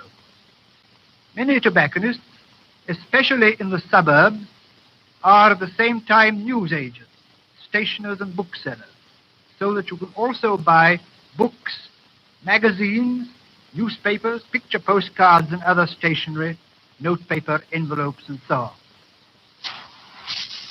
You recommend me some pipe tobacco? Certainly, sir. Mild, medium, or full strength? Oh, medium, please. I have a very good mixture of my own. Would you care to try it? How much is it? It's £1 an ounce, sir, and very cheap at the price. I just keep it for my regular customers. Well, give me 2 ounces, please. Have you a pouch, sir, or shall I pack it up? Put 1 ounce in the pouch and pack the other. Thank you. Anything further, sir? Yes. Let me have a box of 50 cigarettes. Virginian or Turkish, sir? Turkish, please. Now, this is a very good cigarette, sir. I think you'll like it. 6 shillings for 50. All right. Give me 50. And let me have some matches, too. Yes, sir. 1 box? Yes, 1 box. How much is that altogether? Let me see. That's 2 shillings, 8 shillings, 8 and a penny in all, sir. Thank you, sir. Good morning. J.R.R. Tolkien, long before writing The Hobbit or Lord of the Rings, doing English as a second language examples for the Linguaphone Institute in 1929, hoping you are not a sufferer from tobacco addiction or lung cancer. It's amazing, looking at film, video from the 20th century, you can immediately tell that the stuff is pre-year 2000 if you see people smoking. It's getting rarer and rarer. Perhaps just every smoker in my age group is dying off. I don't know. I suspect that young people are not taking it up as they used to. It's not done as a rite of adulthood as it was in the late 60s when I was a kid. I tried 1 cigarette in 1968. I thought it tasted like horse shit. Don't ask me how I know what horse shit tastes like, by the way. But I never went back. And I can't quite understand, apart from addiction, why people actually take up the things. This is VK3AML. I just wonder, now, if we open it up for a rag chew or whatever, I'd better get a notebook here. For those who are watching on the YouTube stream, I'll just hold up. I've been investigating these new software-defined transceivers. And as you can see, I've actually got to the point of getting booklets on my favoured brand, which is actually, I'm holding up an Anand one, but you could buy Flex Radio or any of the other software-defined radios. The reason I want to go for a software-defined HF transceiver is simply that I need reasonable quality there and would like to extend these sessions to HF coverage so that we can, on 80 metres, get a signal through to 100 kilometres plus from Melbourne and interstate, possibly even to New Zealand. I don't have very many complaints about the contents of these sessions. I try to keep them within the bounds of the Wireless Telegraphy Act as tests intended to stimulate people to talk. And hello to Terry Sims and John Young there on the text box on YouTube Live. If you want to look in, Google VK3AML 24 April 2021, and you should be able to find the YouTube Live. At the moment, we have 15 people looking in, which I'm surprised at, very surprised at. So, without much further ado, I'll now open up the receiver on 147.475 and see if anybody's listening and wants to have a chat on radio. VK3AML calling CQ. Where's my notebook? Flipping open the notebook, getting a pen, and let's see who's about. VK3AML going over to the receiver. Yeah, VK3ACZ. G'day, Peter. Nice to hear you there. And I should mention, for the sake of people who may be in a position to go there tomorrow, that there is a field day for hams at Columbia Park, Wheelers Hill, off Gels Road. That's Columbia Park, Wheelers Hill, Gels Road, starting about 10 a.m. It's being organised by Tom, VK3FTOM. I know that Chris, VK3CJN, and I will be there, myself with some VHF gear. Hopefully it won't be raining, but I think it might be. But that will be an interesting field day tomorrow if I get up early enough. So we've got Peter, VK3ACZ. Have we got any other amateurs on the radio at the moment? VK3 Alpha Mike Lima, just handing it back to VK3ACZ with a pause to see if we have any other breakers.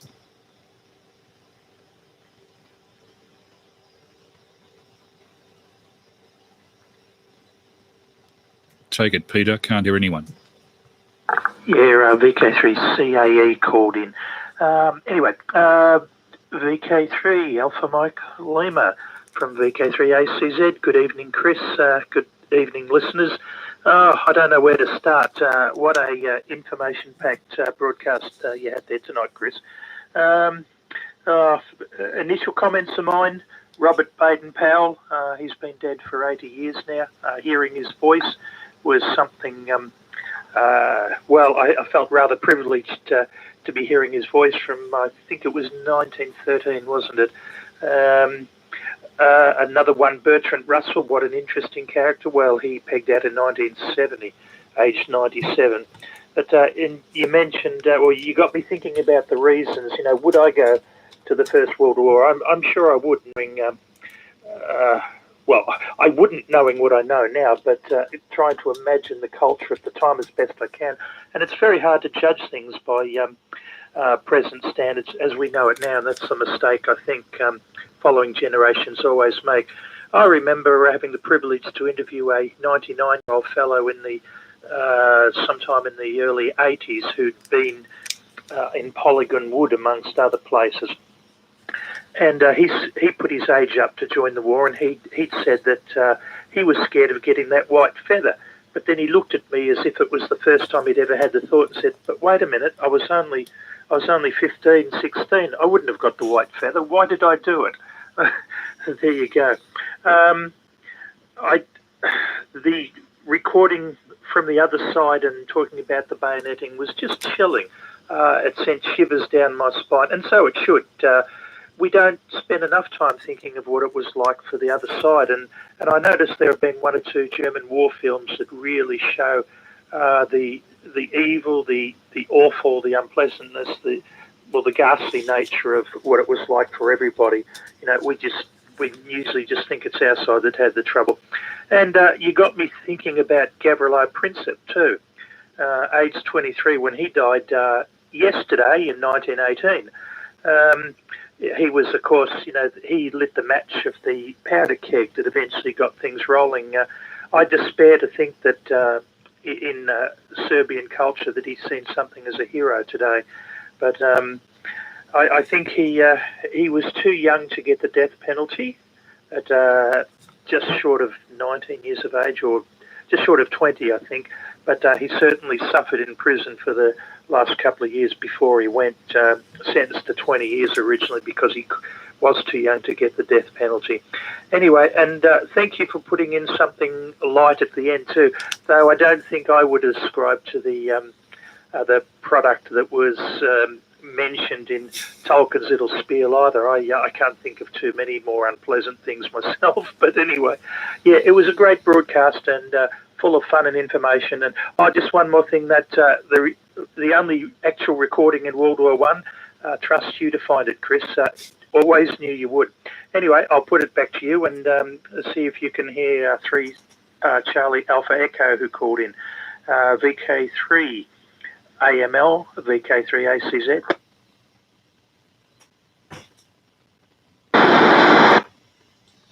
Yes, VK3ACZ and VK3CAE, VK3AML. Nice. If you can hear me there, Chris, in Riddles Creek, yeah, thanks for calling in. I'll see if I can get you on the next over. I should say, just looking at the ammeter on my power supply, it's just a shade higher than it normally is, which indicates that the SWR is a tiny bit higher than it normally is, and probably it's because of water getting into something up in the antenna. I hope I'm not boiling water up there. I'm running 50 watts at the moment. I really should run a bit more power and just boil it off. But that may be the reason why I'm not hearing you as well as normal, Chris. We've had a hell of a torrential downpour today. All of the spoutings outside were overflowing at one stage. The garden's getting a good water. It's going to mean that I'm going to have to take the lawnmower out as soon as we get a clear day, so I can get the lawns cut, because every time we get rain at this time of the year, the lawns go nuts. Somebody has asked on the YouTube channel, where is it now? Could I give a bit of a background on where I get all of the sounds from? It was just a process of, I suppose, starting off collecting 78s in the 1960s as a kid with a wind-up gramophone. God help us, I probably destroyed so many important recordings that way, but then everybody did. Then later on, when 3ZZ Access Radio started in the ABC in 1975, I decided as a sort of a hobby thing to make a program called A Century of Sound, the very first program I ever put on a broadcast station. And that led to an invitation to do documentary work with ABC Radio Talks and Documentaries, which I worked with as floating staff, I think they call it. It implies relationship to turds, actually, and I suppose we were treated a bit that way. Floaties. And then I moved more into researching for documentary film, again, using all of this archival audio stuff, which I'd sourced from collectors, my own collection, other people's collection. Through the last decade of the 20th century, I was remastering a lot of stuff digitally to get a material that I couldn't otherwise accessed at least via computer, and some of the stuff that you've heard tonight is from other folks' collections that I've remastered digitally through the years. This week there's been, as I said, a big boost to the proportion of very early, particularly British spoken word recordings we can get, because the British Library has started to assemble remastered early British recordings on their website, although they're transferring them to their website as what we call flat transfers, making no attempt to correct all the hooty resonances and the severe surface noise on the originals. And I've done quite a bit of work on the material that you've heard tonight. Some of the material that they put up, which is absolutely inaudible, I've been able to make at least usable. And the stuff that they put up that's usable, I've been able to make sound like it's hi-fi. So things are working well there, and through the next few weeks I'll have quite a bit more material from their website to play. They've remastered everything from the Linguaphone Institute, including a series of lectures by people like Bernard Shaw. I'm looking down what other people there were. John Gielgud, as a very young actor in the mid-1920s, before he was known virtually by anybody.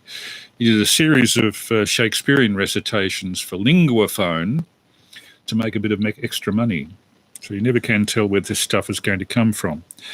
I will put it over now to VK3CAE, hoping I can get you, Chris. I hope I can get you, and see how we go. VK3 Charlie Alpha Echo and the group VK3AML.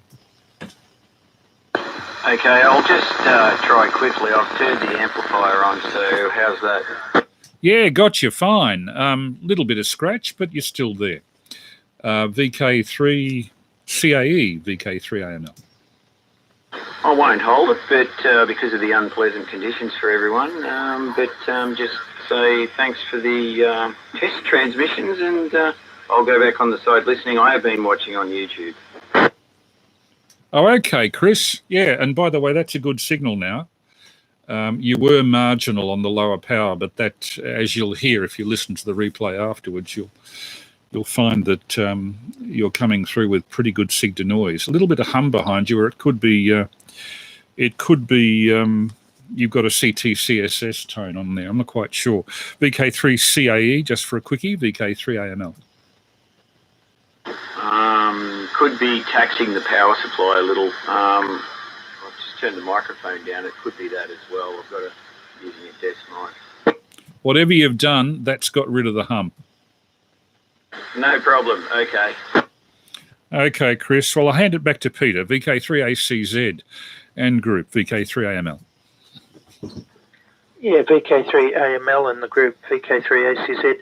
Yeah, Chris up there, CAE, you were 5x1 when you came up first with the amplifier on. Your strength 4 here, that's in suburban Baronia, eastern suburbs. So doing a good job to get in from Riddles Creek anyway.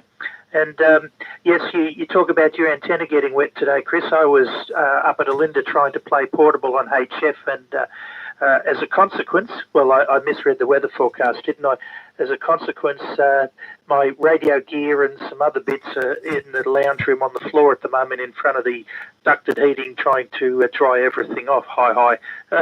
Highly not recommended. But yeah, I just want to, I appreciate the person who asked where your recordings come from. I just want to acknowledge again and affirm how appreciative I am of the collection that you come up with and share with us each night. It's certainly great to listen to. Back to you, Chris. VK3AML in the group, VK3ACZ. Yeah, thanks, Peter. One of the problems I have with that, VK3ACZ and the group VK3AML, just to keep it legal, one of the problems with that is that just every now and then I hit a copyright snag, and I'm not aware of it until such time as on YouTube Live, usually the morning after my upload, I'll find that there are copyright strikes. But generally, they don't involve me silencing anything. The material is too old to really worry the copyright holders, even if they do exist. But it does mean that those particular clips can't be monetized. Now, nothing on my YouTube channel has made any money. I don't have 40-inch plus boobs, so I can take my clothes off and get 1 million hits. I don't have anything that would be sufficiently broad interest to warrant that.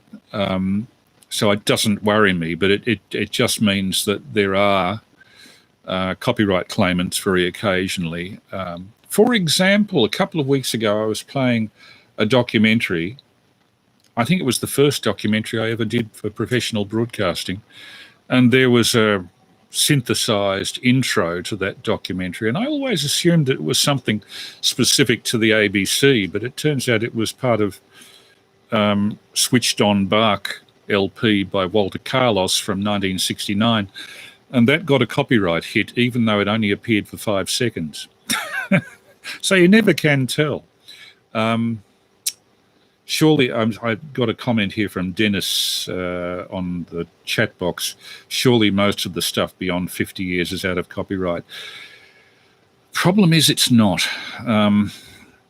Material occasionally gets recopyrighted, particularly in America, and we have a reciprocity agreement with America to extend it beyond its normal copyright. For example, many years ago I was stunned to find that on YouTube I had one clip that was completely silenced because I used a wax cylinder record from 1911, and it was a piece, pardon me, got hiccups. It was a piece called Naughty Marietta, written by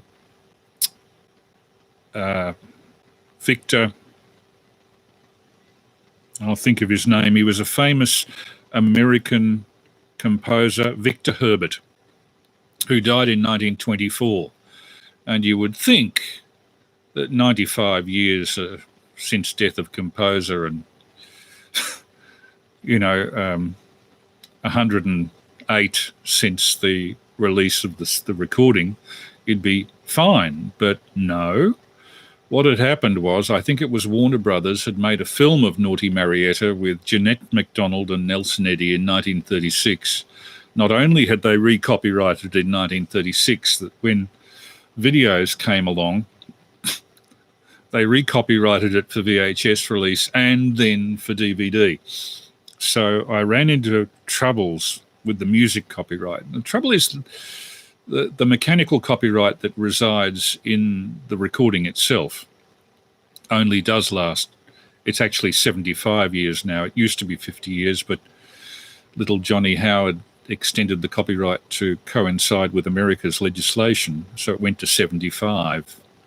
So that's 1946. But the problem is that musical copyright frequently involves a thing called 50 years from death of composer. And even with people like George Gershwin, who died in 1937, I think, the problem with George Gershwin is most of his stuff was written in association with his brother Ira. And Ira Gershwin died in 1984. So there's the copyright problem. So it's a complex situation with copyright. You can try as hard as you can to avoid it, but you keep on getting tripped up. And the thing that's keeping me on my toes with this is not the radio side of things, where I'm not too worried on ham radio, but more where I put it on YouTube Live and it's recorded in perpetuity. Then some of those items get strikes and I can't predict what they'll be. It's totally unpredictable. VK3ACZ, I hope that was not too far off what you were talking about. VK3AML. Yeah, VK3AML from VK3ACZ. Well, I'm staggered by your oldest example of copyright. I'm lost for words there. And again, I would have thought, and I'm no lawyer, obviously, I would have thought the reason for sharing and the fact that it's not for profit and so on and so forth meant that the internet police wouldn't be coming down on you at all, wouldn't be drawing any attention whatsoever. But there you go. And you got me thinking about your collection and how obviously vast it is, along with your uncanny ability to be able to find stuff that's of interest. I went through a stage there where the ABC, our local TV, were late at night were playing all the old 30s and 40s black and white movies and recording them on the hard drive on my television. Yes, it was an old LG. To completely back it all up, I thought I'll get myself a rather large hard drive and back them all up. Well, wouldn't you know it, the TV went defective, blew up its own hard drive and actually demolished the one that I plugged into the TV as well. So I lost a lot. I must have had 50 or 60 movies, some of the good old Edward G. Robinson classics and so forth, and all the beauties, the Maltese Falcon and so on and so forth. You can probably guess. I just hope that, and I'm sure you will have, but please confirm for me that you've got a great backup system, that everything's stored away where it can't be harmed, especially those wonderful old cylinder recordings. They're back to you, Chris. Well, interesting question. For those on the YouTube stream, there are 13 on the YouTube stream at the moment. I have them backed up three ways. I have this type of hard disk terabyte drive. I've got about half a dozen of those. That's an A-data one. I've also got them in, let's see, what's this one? Seagate. I was lucky enough, a friend of mine deals in scrap metal, and he hovers over the scrap metal yards, grabbing what he can of terabyte drives that are chucked out by old people running servers, and I have quite a few terabyte drives of this type. This is it's a rotary type from a computer, but in a externally mounted drive arrangement. And for particularly important stuff that I absolutely don't want to use, I also make a backup on DVD-ROM or CD-ROM. So, yeah, I've got at this stage 1, 2, 3, 4, 5. I'm just counting on the shelf. 6, 7, 8, 9, 10. About a dozen.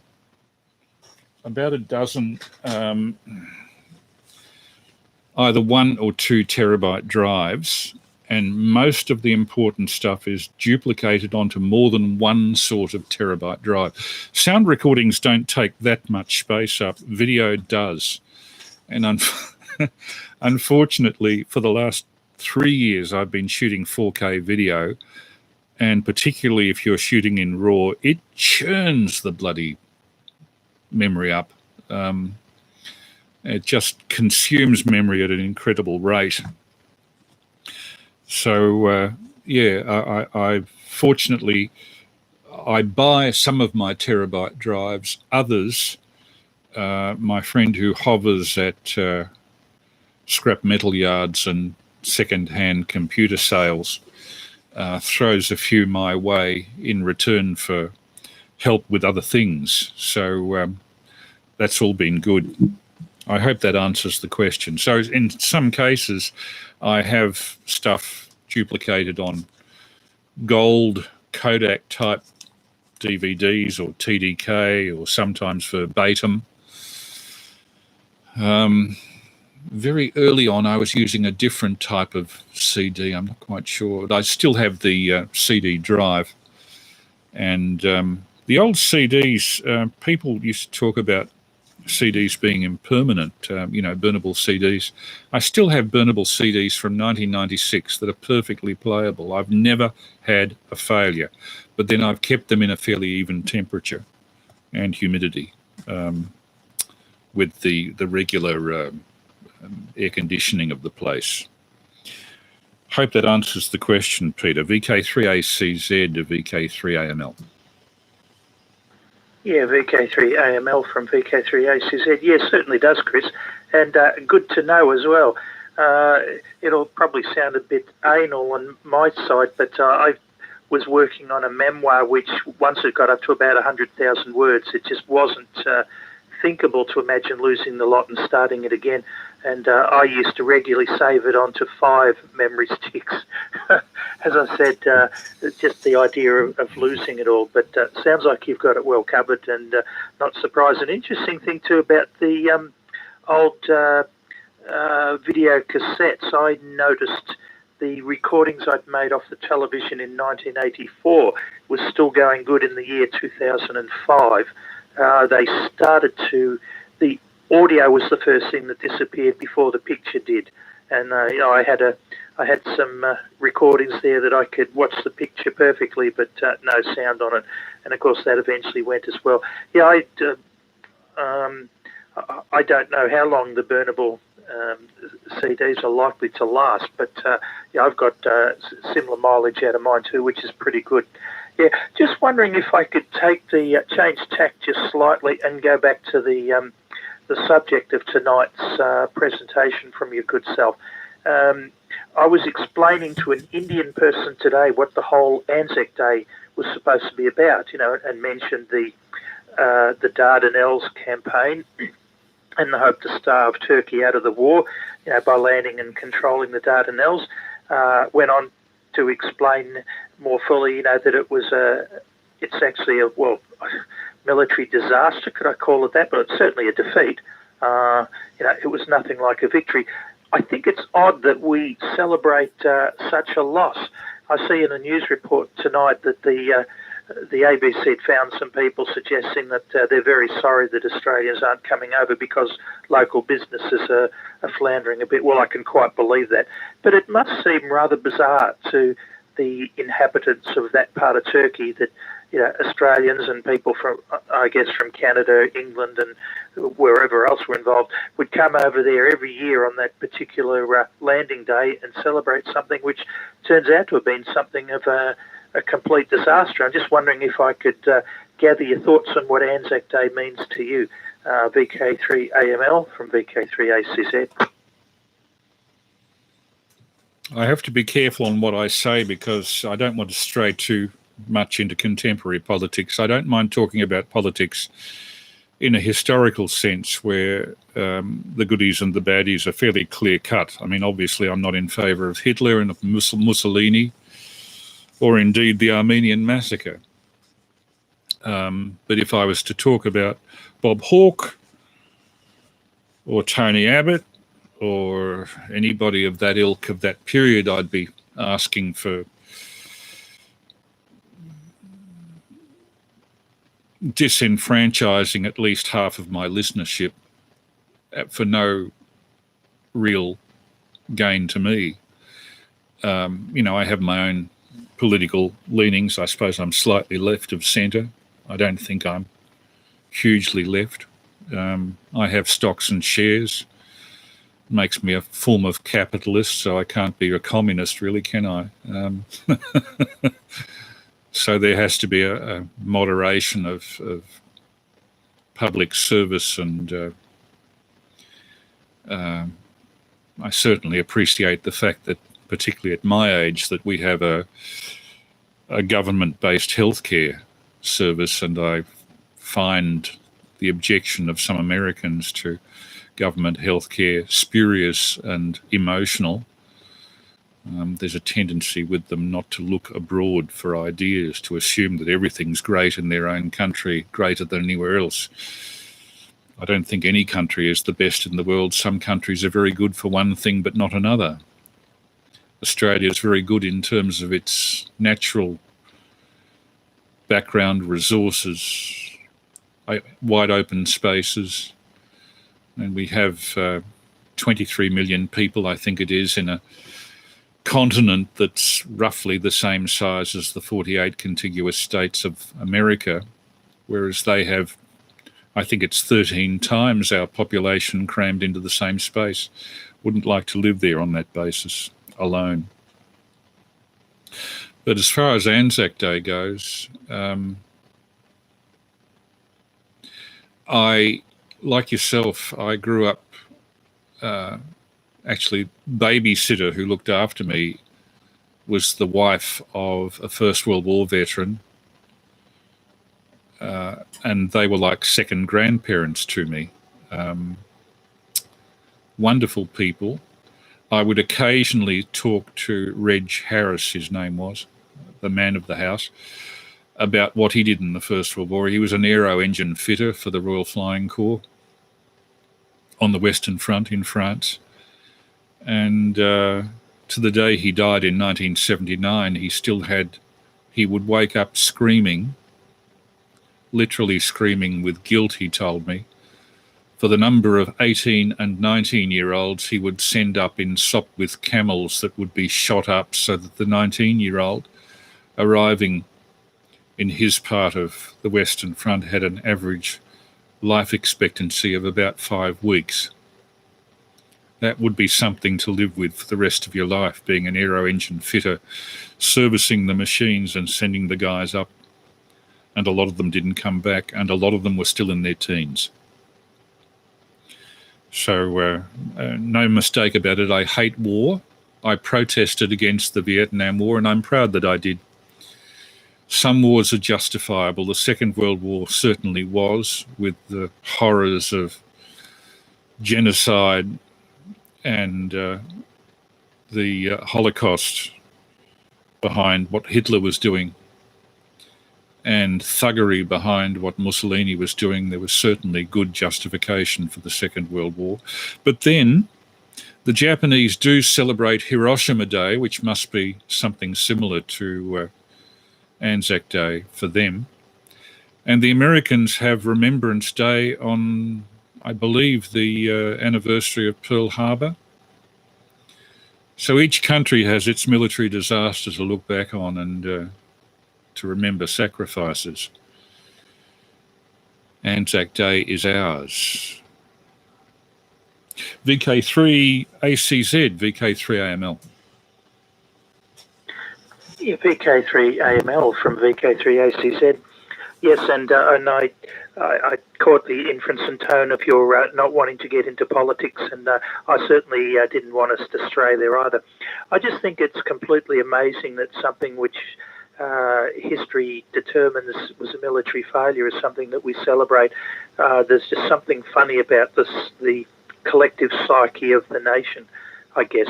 I understand Hiroshima, there'd be a kind of a somber celebration there because you're remembering the dead.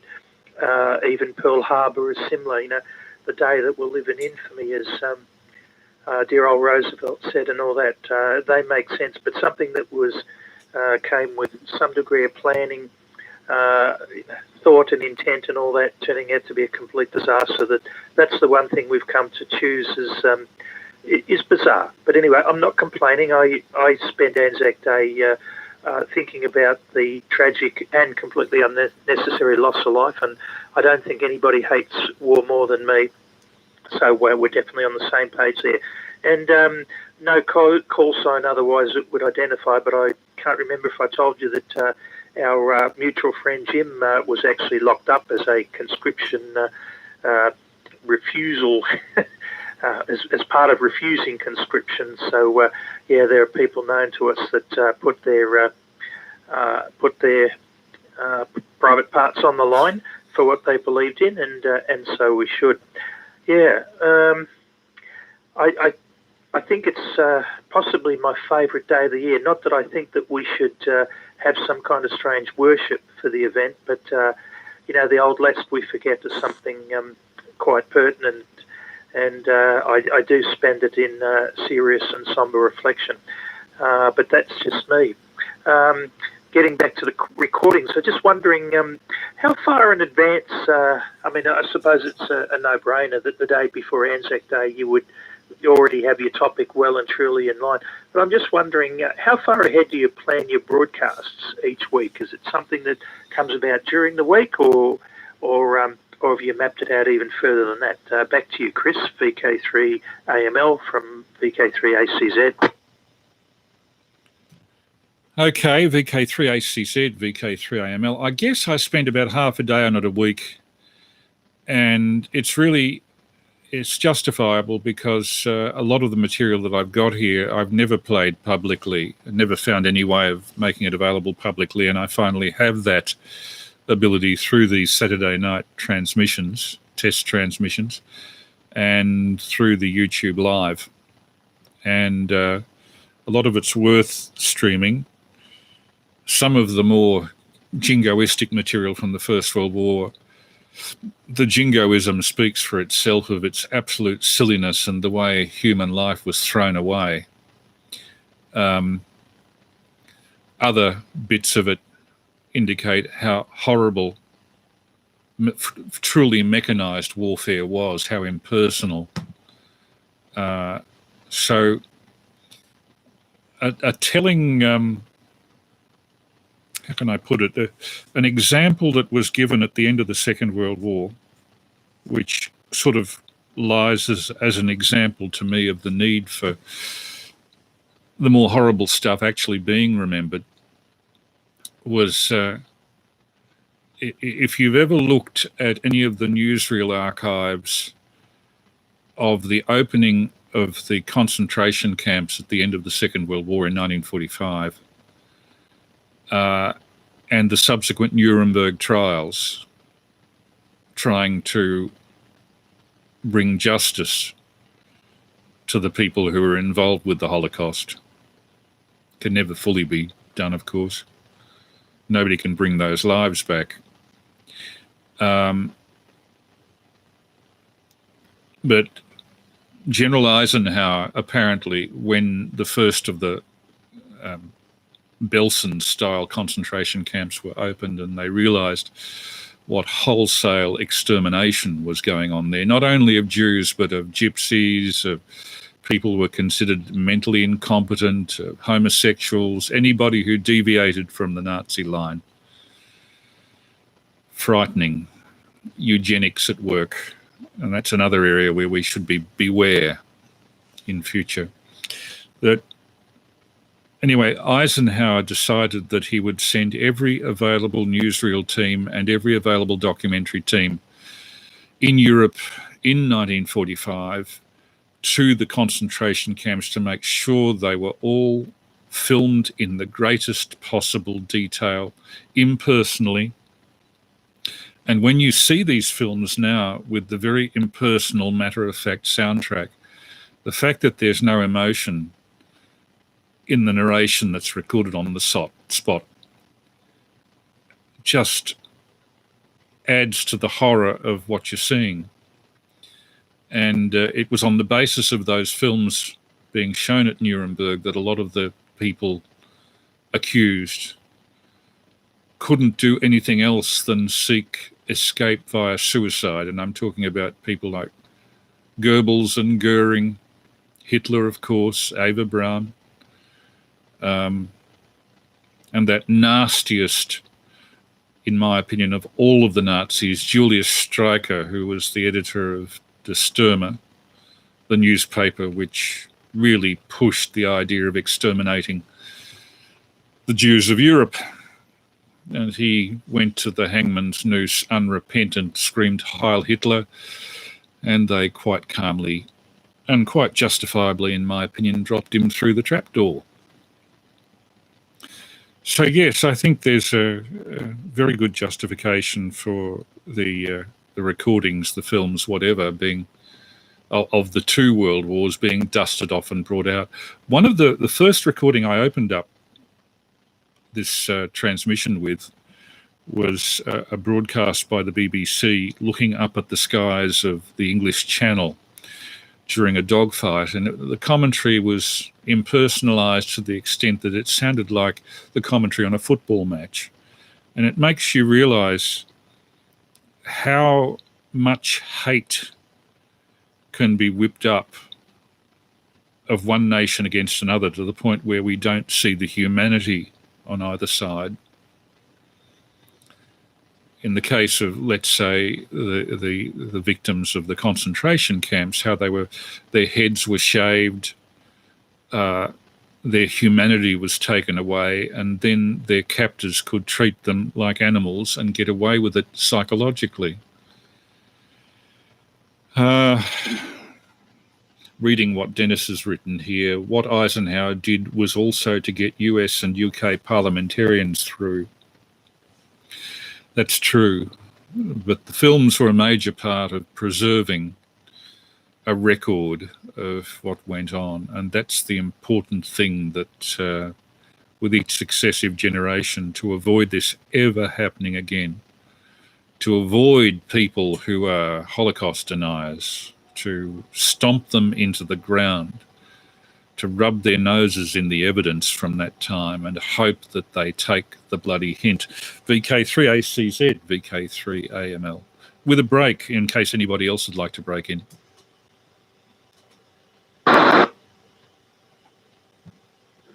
Yeah, nothing heard. VK3AML from VK3ACZ. Yes, well, you talk about Holocaust deniers. I've actually had the misfortune of spending time with somebody who was a complete denier, and all I can think is that it doesn't matter what you've got. If people will not see, they won't. And where did I hear it once before? There's none more blind than those who will not see. Yes, I'm so glad that it's recorded for prosperity, but it's awful to look at. It's the sort of stuff that you wonder how you'd ever sleep at night. You mentioned the dogfight, the BBC commentary. I found that unnerving too because of the complete lack of emotion. It didn't sound real. But now that I think of it, if you listen to the cricket broadcast going back a long time, Australia-England test matches, it's rather similar. And I'm not even talking about the ones where there was a telegram that came across with what the next ball was, and then they made a click of a ruler on a desk or something, and made up the commentary as if they were there live. No, I'm talking about how things have changed, and you do get more emotion at a football commentary now than you would from what must have been awful watching the Messerschmitts and the Spitfires going for it. But yeah, I just wonder too whether it completely overloads your senses so much that the emotions are the first thing that's shut down. That's all I can think of.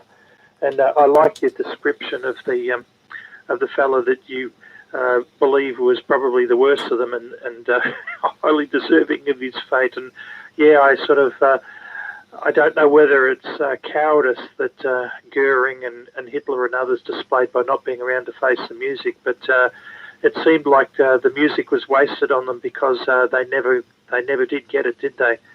And we can only hope that history doesn't repeat quite like that, although what you're seeing around the world with the Pol Pots and the Idi Amins and all that, it's same story, different channel.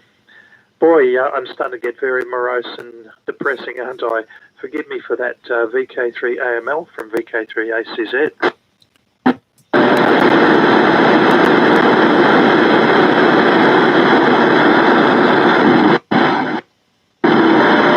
Oh, that's a bit of breakthrough from a local pager. I wouldn't worry about it. Yeah, thanks. Agreed. Actually, one of the sets of recordings that turned up from the British Library this week, along with the other early material, not all of it related to the First World War, which I find absolutely hilarious because I'm an ardent anti-sport person. All through my primary and high school, I was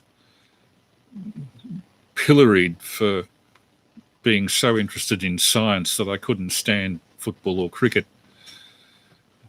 Basically didn't know which one end of a cricket bat from another.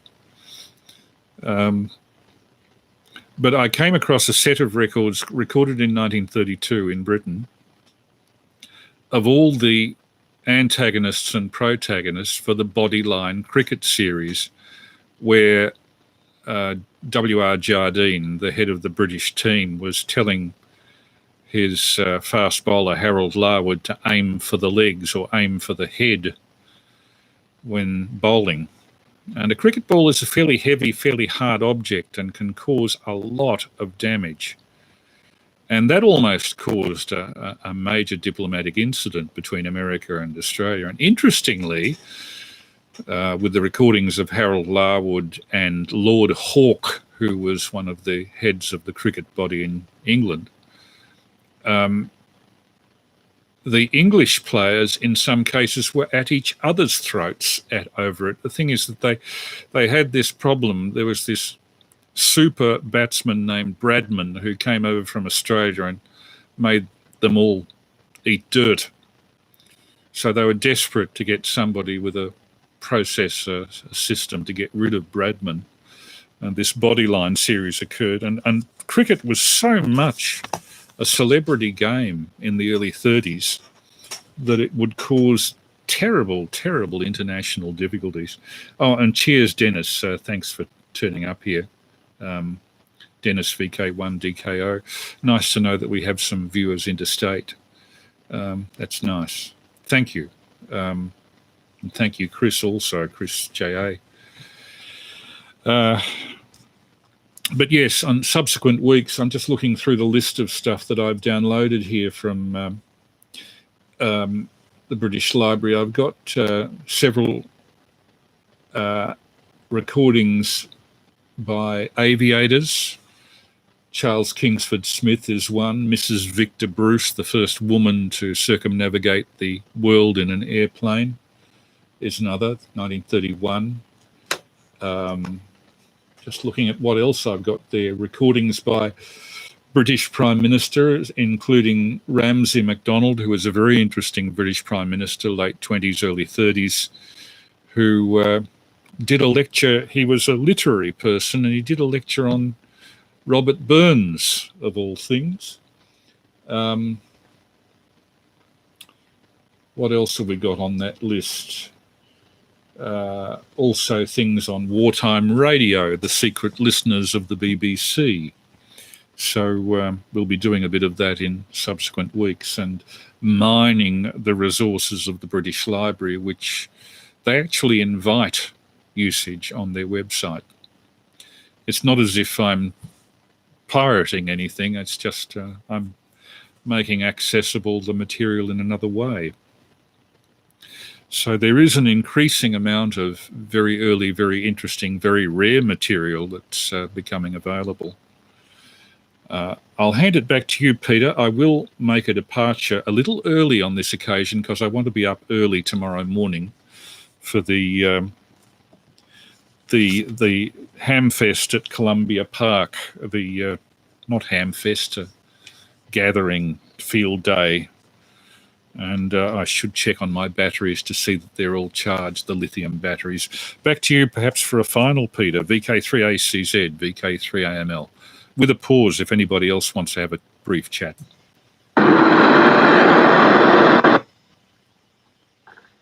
Nothing heard again. Yeah, VK3AML from VK3ACZ. Yeah, I was going to make this my final anyway. Similar reason, I've got something on in the morning. But I will try and get to Columbia Park. I did drop in the last time, had a good chat with Michael B. And our master of ceremonies with the barbecue was Justin. And he was in good form. Yeah, well, the story. Anyway, I'll just say thank you again for running what was a great broadcast, a somber and sobering one in some ways, but certainly sharing knowledge and experience and all that with us and giving us lots to think about. As always, well worth the effort, and I can only say, as I say most weeks, I look forward to Saturday night for the broadcast and keep up the good work. But anyway, thanks also for the little rag chew chat for a while. You said before that there aren't too many rag chews on amateur radio. I don't know whether that's any more or has always been the case, but as most of my stuff is on HF, yeah, it's amazing how many people just want the signal report and move on. And when you're waiting in line with the rag chew, it's funny how one particular person will try and hold up that process, but that's another story. But, well, till next week. Oh, one quick thing to tell you, the Sherbrooke Radio Club's meeting might have been put in doubt because 3AM email tonight to say that the scout leaders had said that we need to find and to move out of the hall rather quickly because they're doing upgrades and the like. I don't know whether that means the next meeting will be held somewhere else, but anyway, watch this space. If you're interested, I'll keep you to date with developments. Anyway, that's about enough from me. 7-3 to yourself there, Chris, and your listeners, and let's do it all again next week. Cheers, Chris. VK3AML from VK3ACZ. Yeah, thanks, Peter, and thanks anybody else who's listening on 147.475. We're past midnight now. It's 4 minutes past midnight as I speak. So I suppose most of the Mother Grundys who want to complain about the sort of stuff we do have gone to bed by now. So one of the things I've been thinking of doing, if I do ever run into trouble with the authorities, is like Prince Leonard of the Hutt River province declaring my house and land a micro-republic, the micro-republic of missions. So I prepared a national anthem. Here it is, and the national anthem.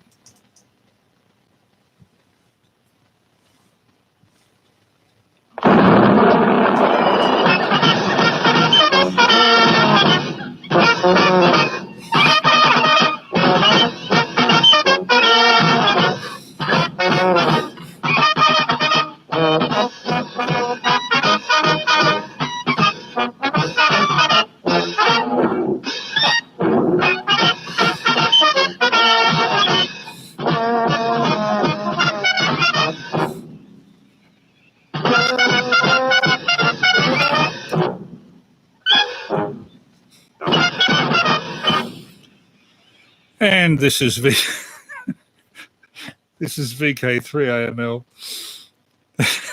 with that slight deviation, saying a very good night to everybody, both on the stream and on 147.475, and hope to see you next week, 9:30 p.m. Melbourne time, same bat time, same bat channel, for more archival stuff, followed by chats. If anybody else would like to pop up for a chat, please, around about 11 p.m, we open things up after the usual playing of the stuff. And now I will end the stream and end the transmission and look into Facebook to see how many copyright strikes I've got. VK3 Alpha Mike Lima now, closing on 147.475, wishing everybody a very good night.